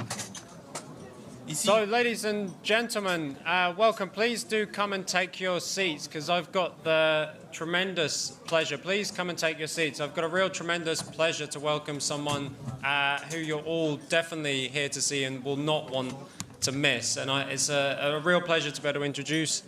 It's a real pleasure to be able to introduce this person because especially over the last year or so, but certainly for several years, almost every conversation I have with interesting, aspiring intellectuals or actual intellectuals across Europe have been referencing the work of this person. They've been reading both of his really key books, of course, very much the widely discussed book, Why Liberalism Failed, but also his more recent book, Regime Change. He's become someone whose name is synonymous with conservative or post-liberal discussions, and lots of people right across the world, and I'm pleased to say certainly here in Europe, are taking their bearings from his work. But we also wanted to bring him over, not least because the Trump second term and the slew of package of reforms that Trump has been enacting have almost become, for better or worse, synonymous with his name, and the wider package of intellectual revival that's going on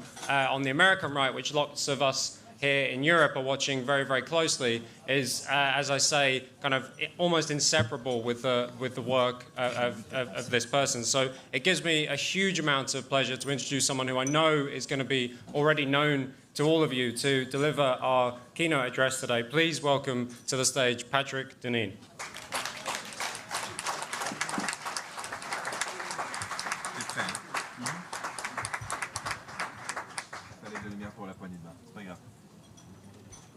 Thank you. Thank you very much, Jacob, for that very kind and somewhat overstated introduction.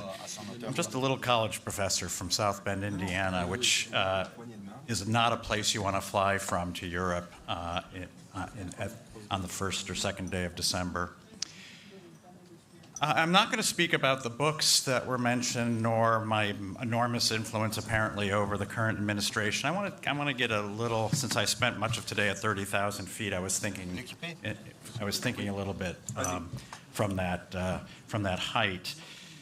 And really, my question that I assigned myself was the following. I've spent a lot of time in Europe, married to a German woman, which.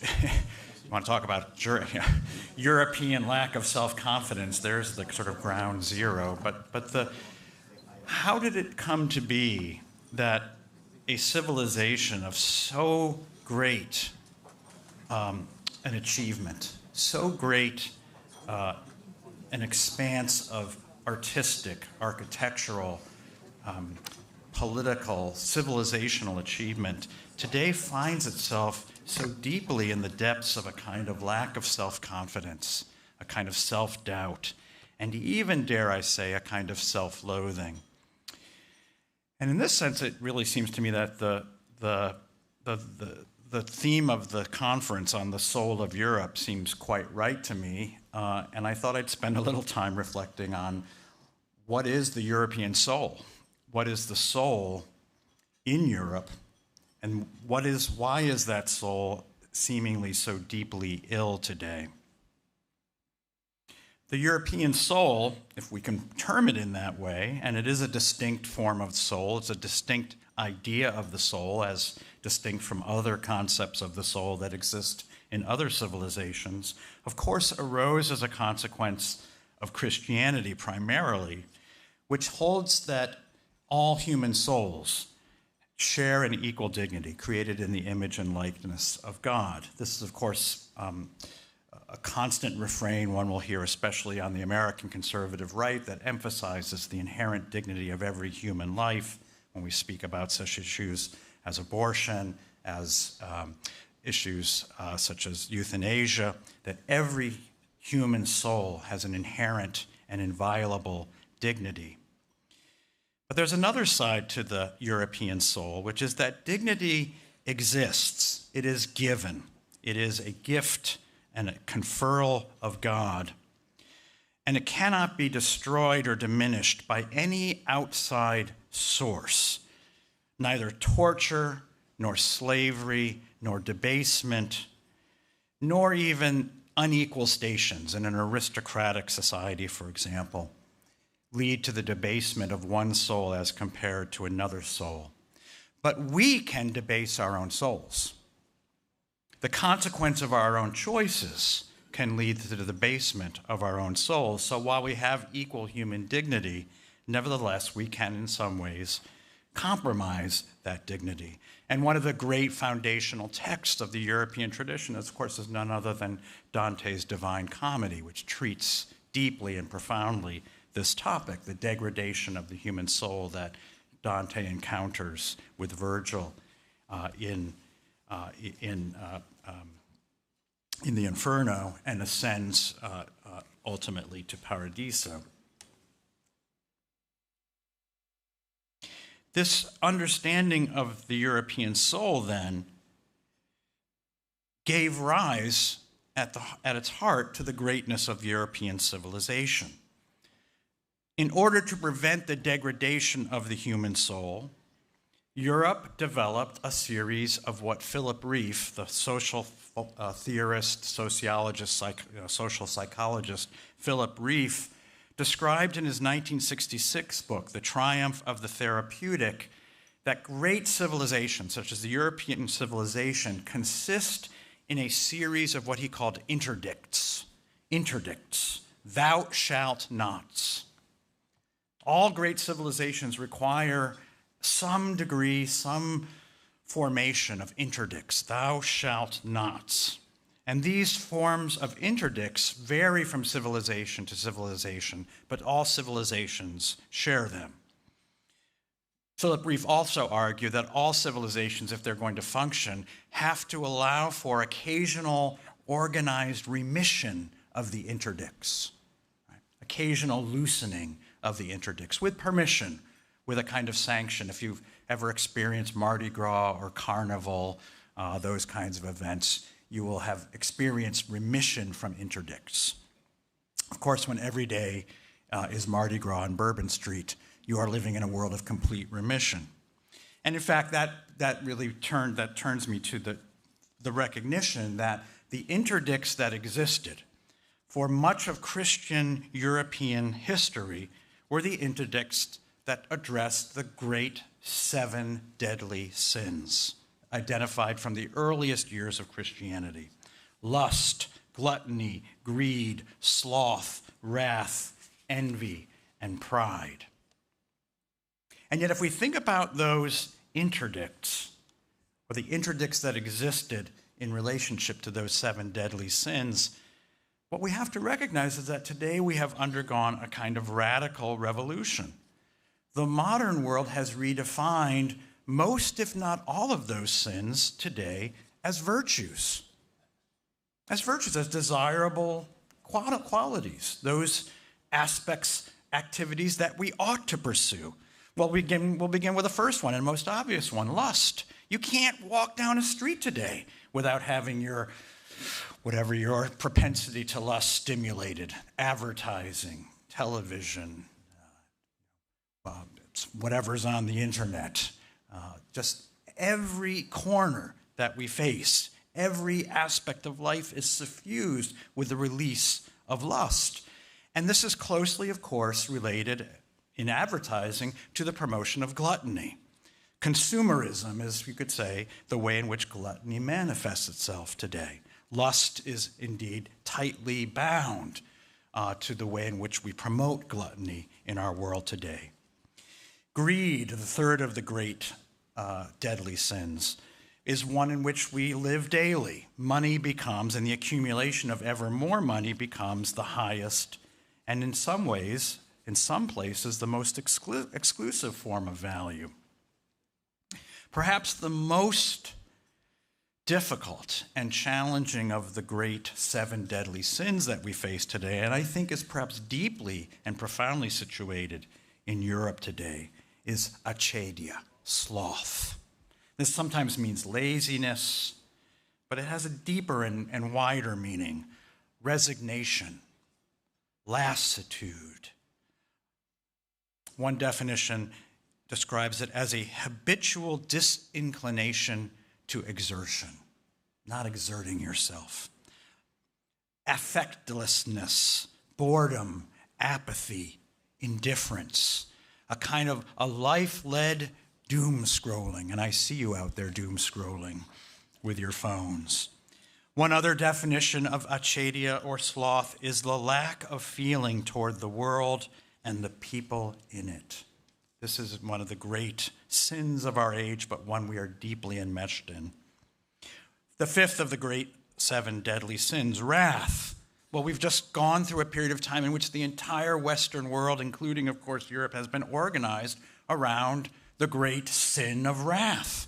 How else would one describe wokeness and DEI but the manifestation, the organized manifestation of wrath? We will seek vengeance on those that we deem to have done wrong against us on the basis of various ascriptions: race, gender, sexual orientation, and so forth. The sixth, indeed one of the most pervasive and deadly of the 7 deadly sins, envy. The envy that's experienced toward the achievements of others. That envy that perhaps lies at the heart of a system designed around complete and total social welfare comfort. You will not ever have to confront genuine crisis, genuine difficulties in your life, because envy ensures that no one at any point will experience the kind of inequality that a capitalist system tends to generate.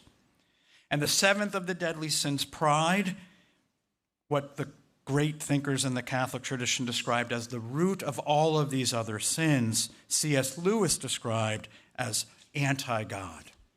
Anti-God. Pride is the belief that we humans can do it all ourselves.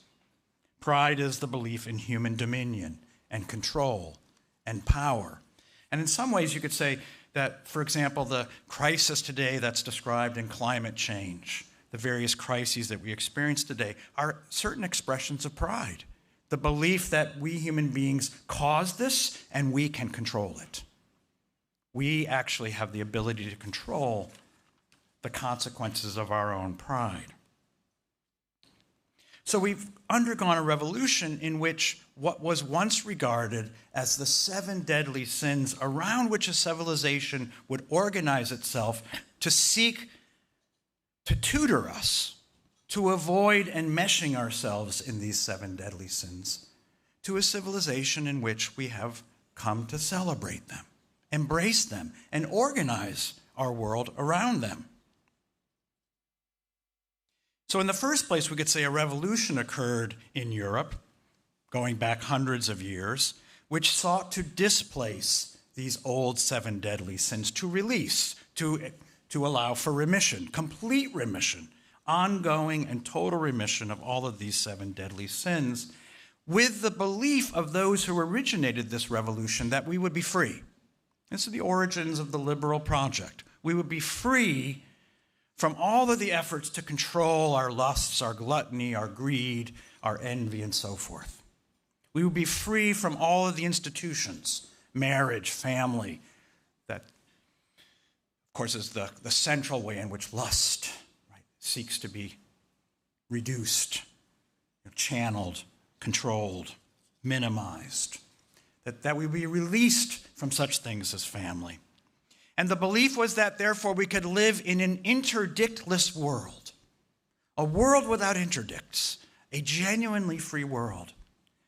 But as it turns out, and again, as I was reflecting on what are the sources of the crisis of self-confidence in Europe, it turns out Philip Rieff was right.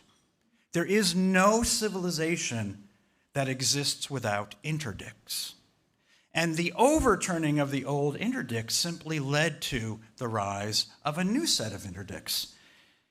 And on the flight over here from 30,000 feet, I tried to identify what are the 7 deadly sins according to modern liberalism. What are the replacements? What are the new interdicts? We might draw up somewhat different lists, but I think you'll recognize and probably agree with some of the ones that I came up with. The first one, nationalism. These are all going to be isms. Nationalism is the first of the great interdicts. Thou shalt not be a nationalist. This, of course, extends to a rejection, not just of nationalism in its virulent form, but the rejection even of a love and